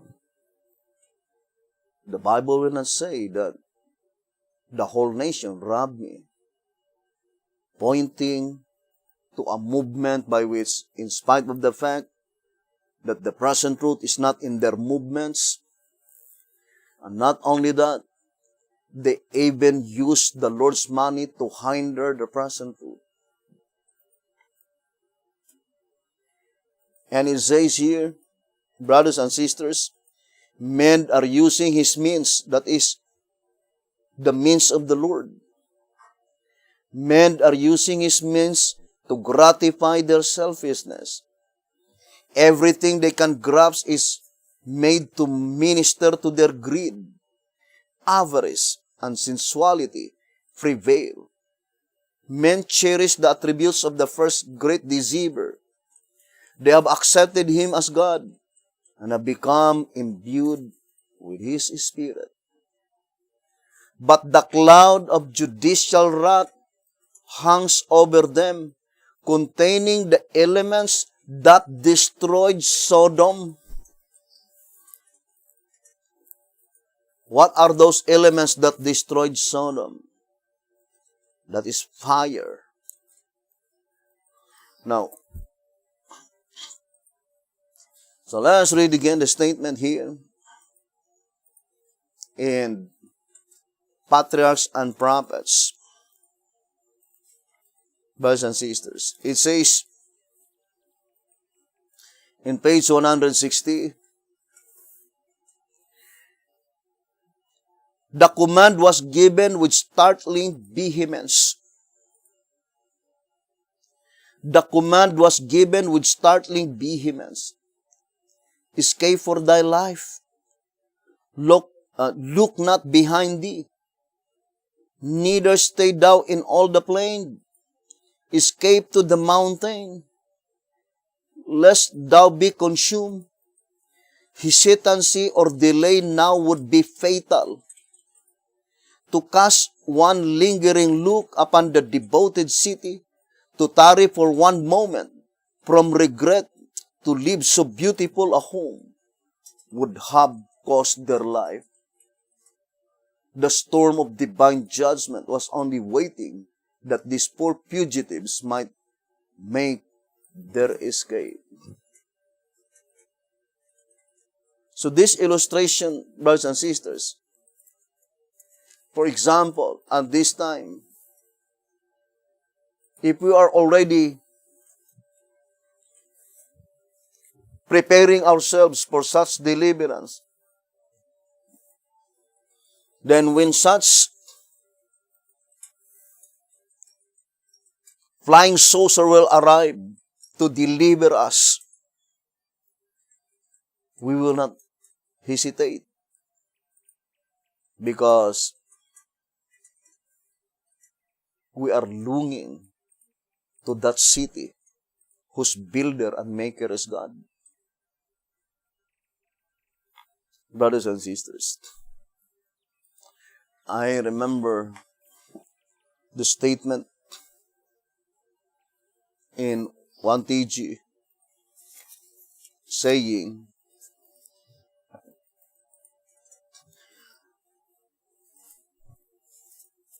1TG number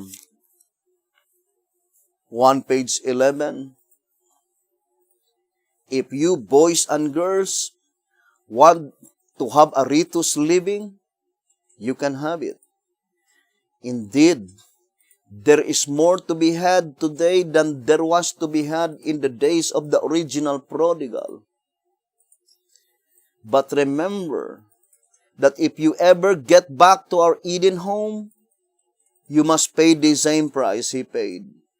There is no free ticket for any, old or young. There is no free ticket.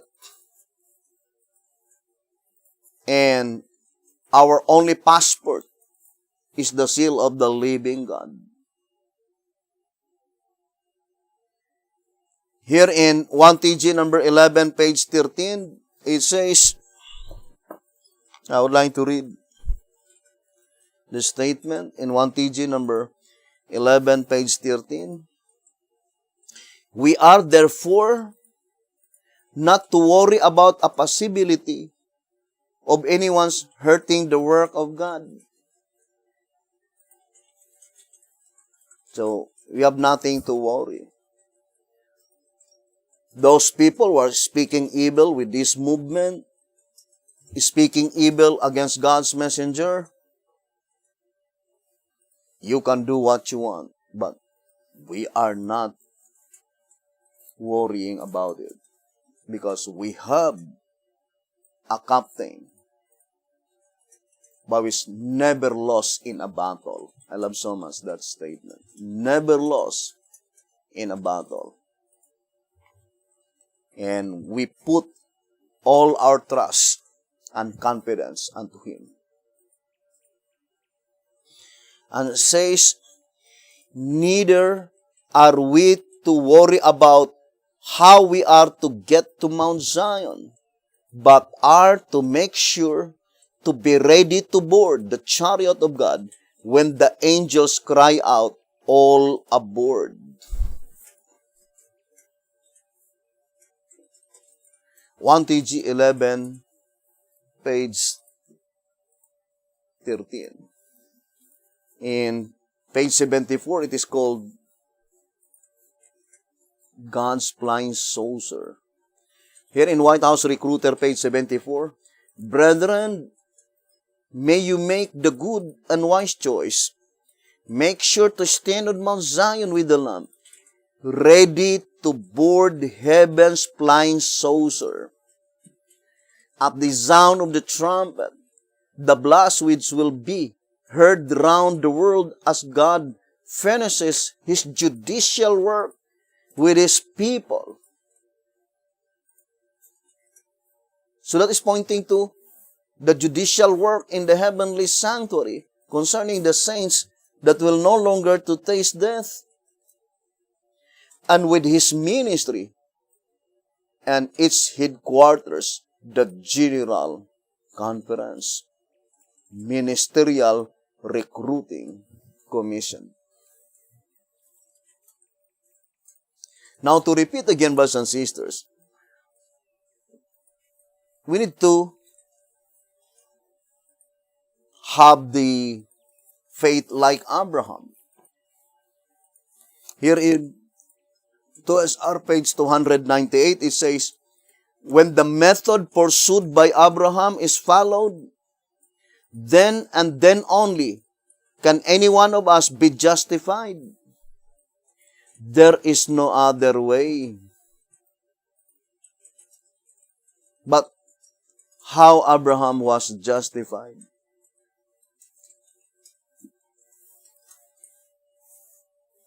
Through faith, brothers and sisters, by which, because of that absolute faith, it works.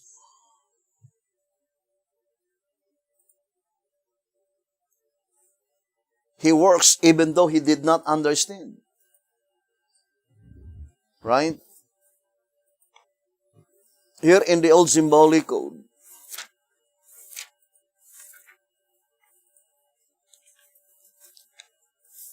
it says here, let me see. For symbolic code, 1 to 3, page 12. For symbolic code, 1 to 3, page 12. Abraham could not understand how the promise in Isaac was to be fulfilled and at the same time to be offered for a burnt sacrifice.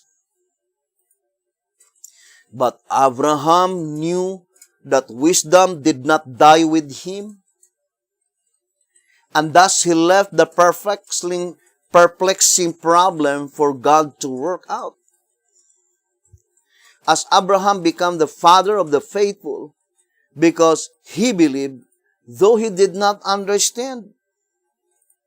Then if we are to become the children of Abraham, we too must lay aside all egotism and pride of opinion and do as did he. But in track number 8, it was even more emphasized.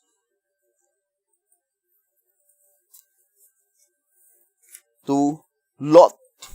Let us read track number 8 on page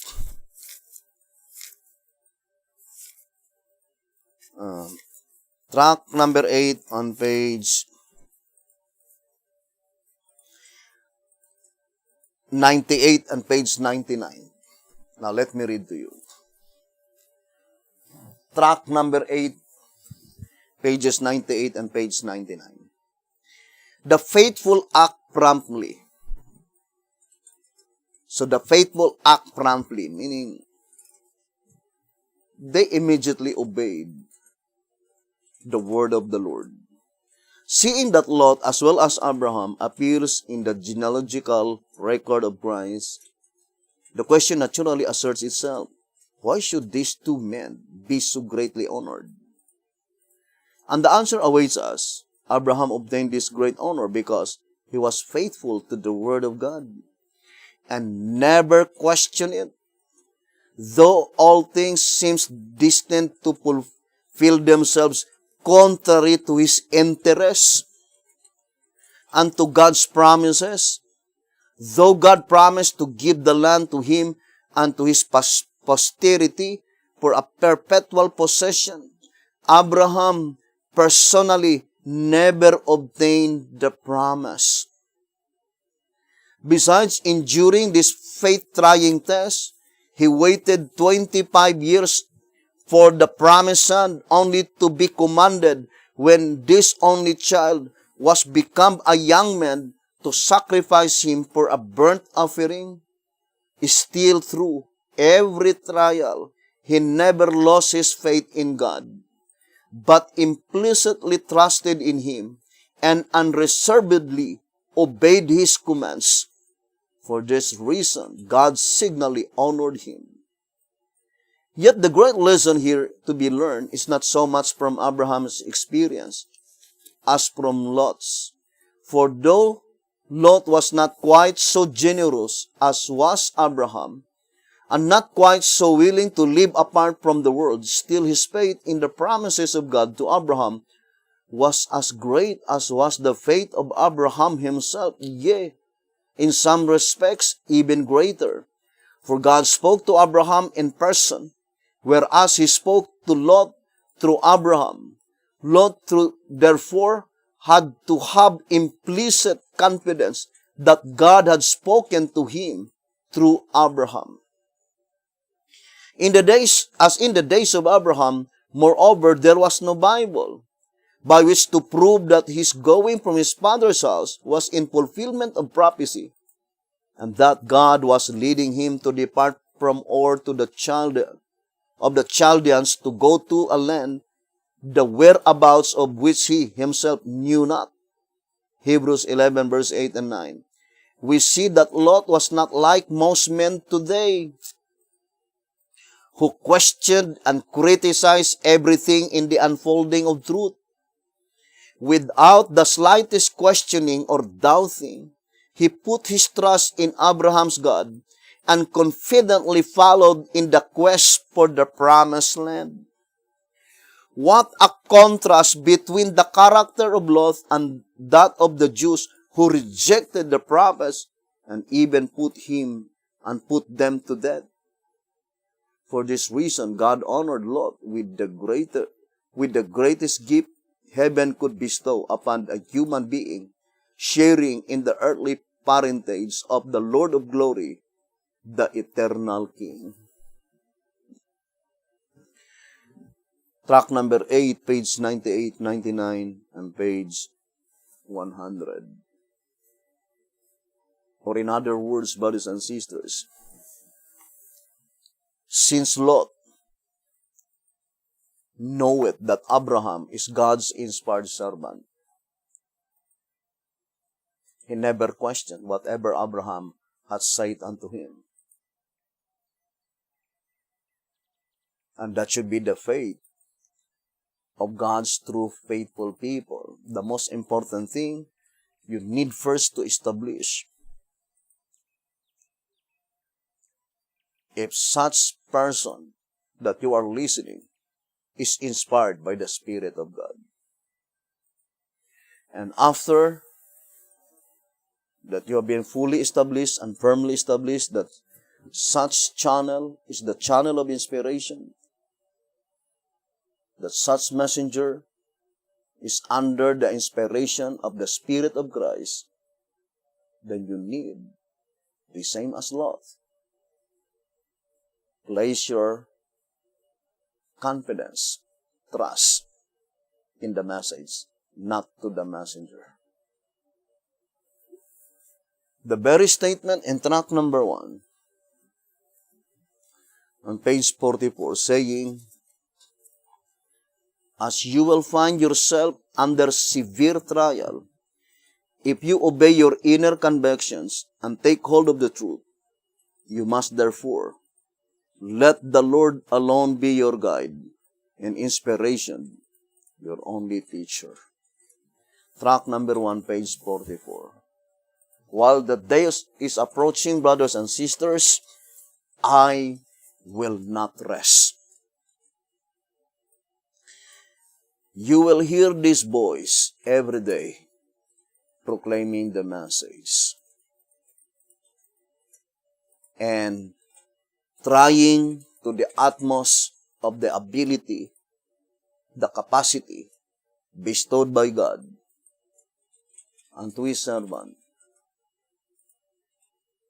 to inform and to convince any individual who are listening this message. But what if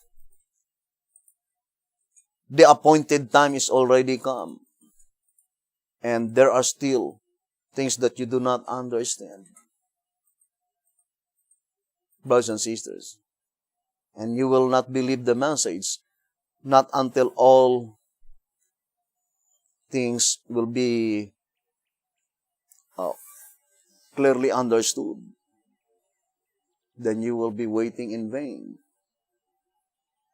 For sure, your names will be blotted out. Brothers and sisters, absolute faith. And because of that faith, it is even more easier to understand because there is power in faith. Faith is invisible.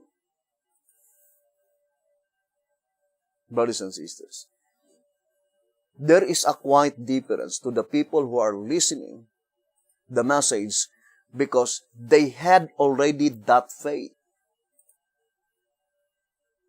To the people who are listening the message by which they were still investigating,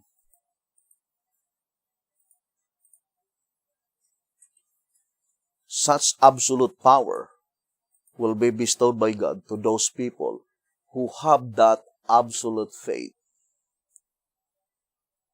Because faith is invisible. The same with the air. You remember,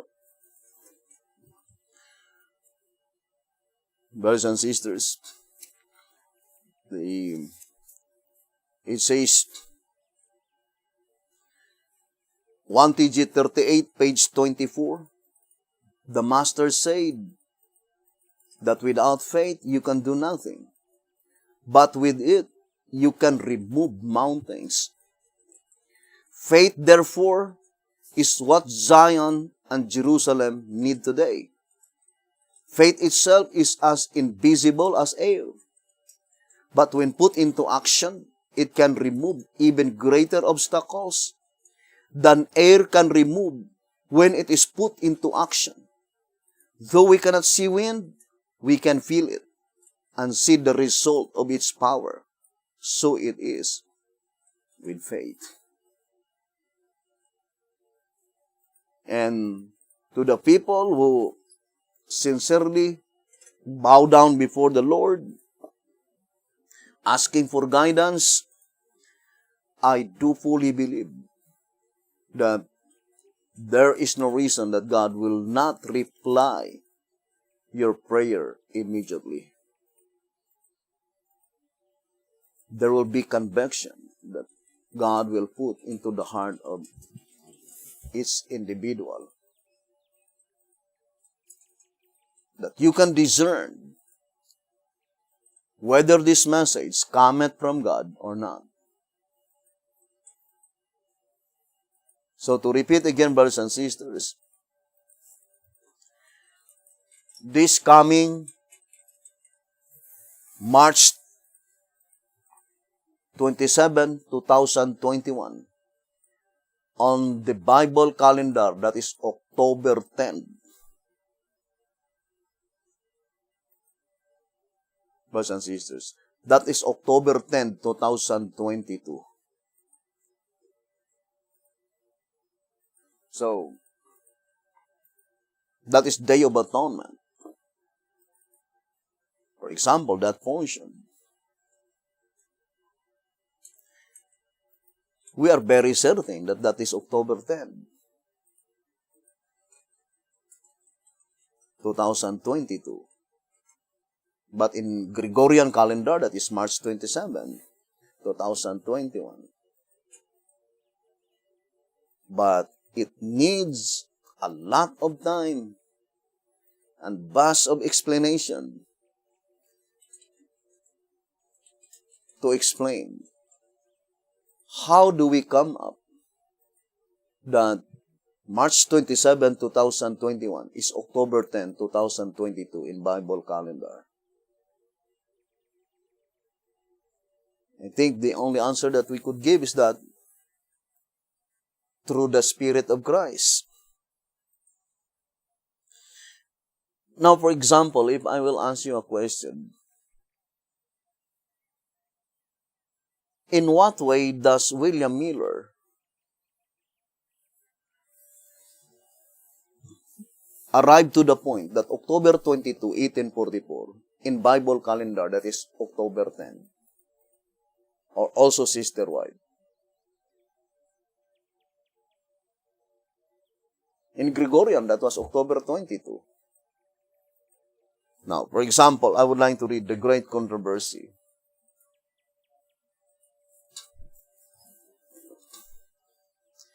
$399. It says,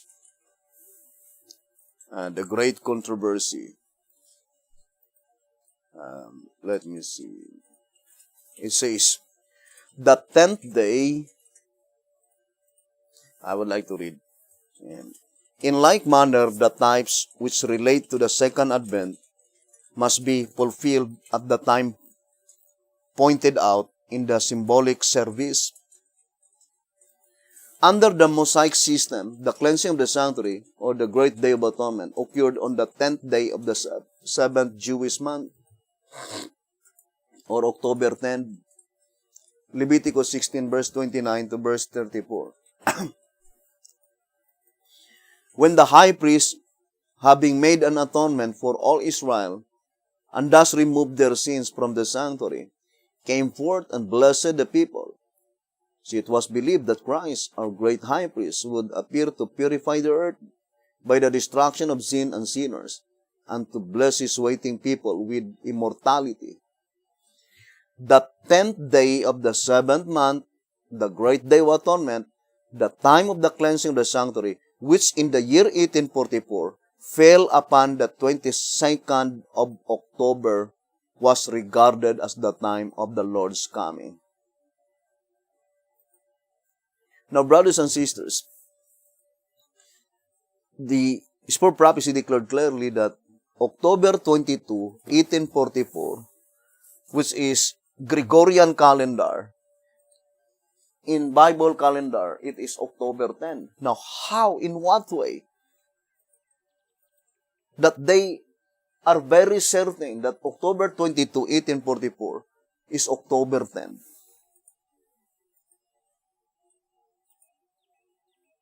If you will read the entire writings of Sister White, there was no explanation at all.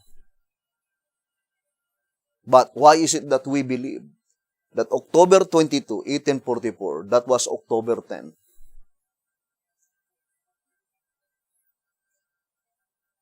Because the one who proclaimed it is inspired servant.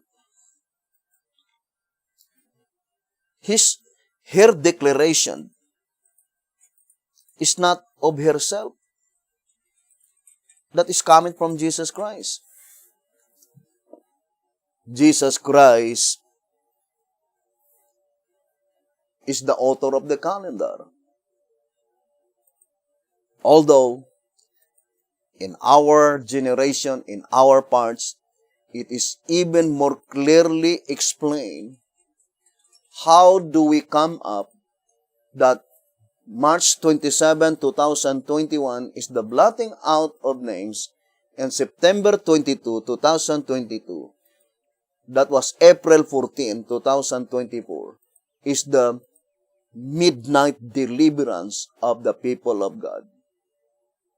We will gradually show to you that it is very clear in the Bible, writings of Sister White and B.D. Hodder. So we will continue this subject, brothers and sisters, hoping the good Lord will bless you. I love you, brethren, and hoping that all of us will happily and joyously shout glory, hallelujah, when we reach God's kingdom and when we will meet each other. Thank you very much. May the good Lord bless you and have a beautiful, wonderful evening.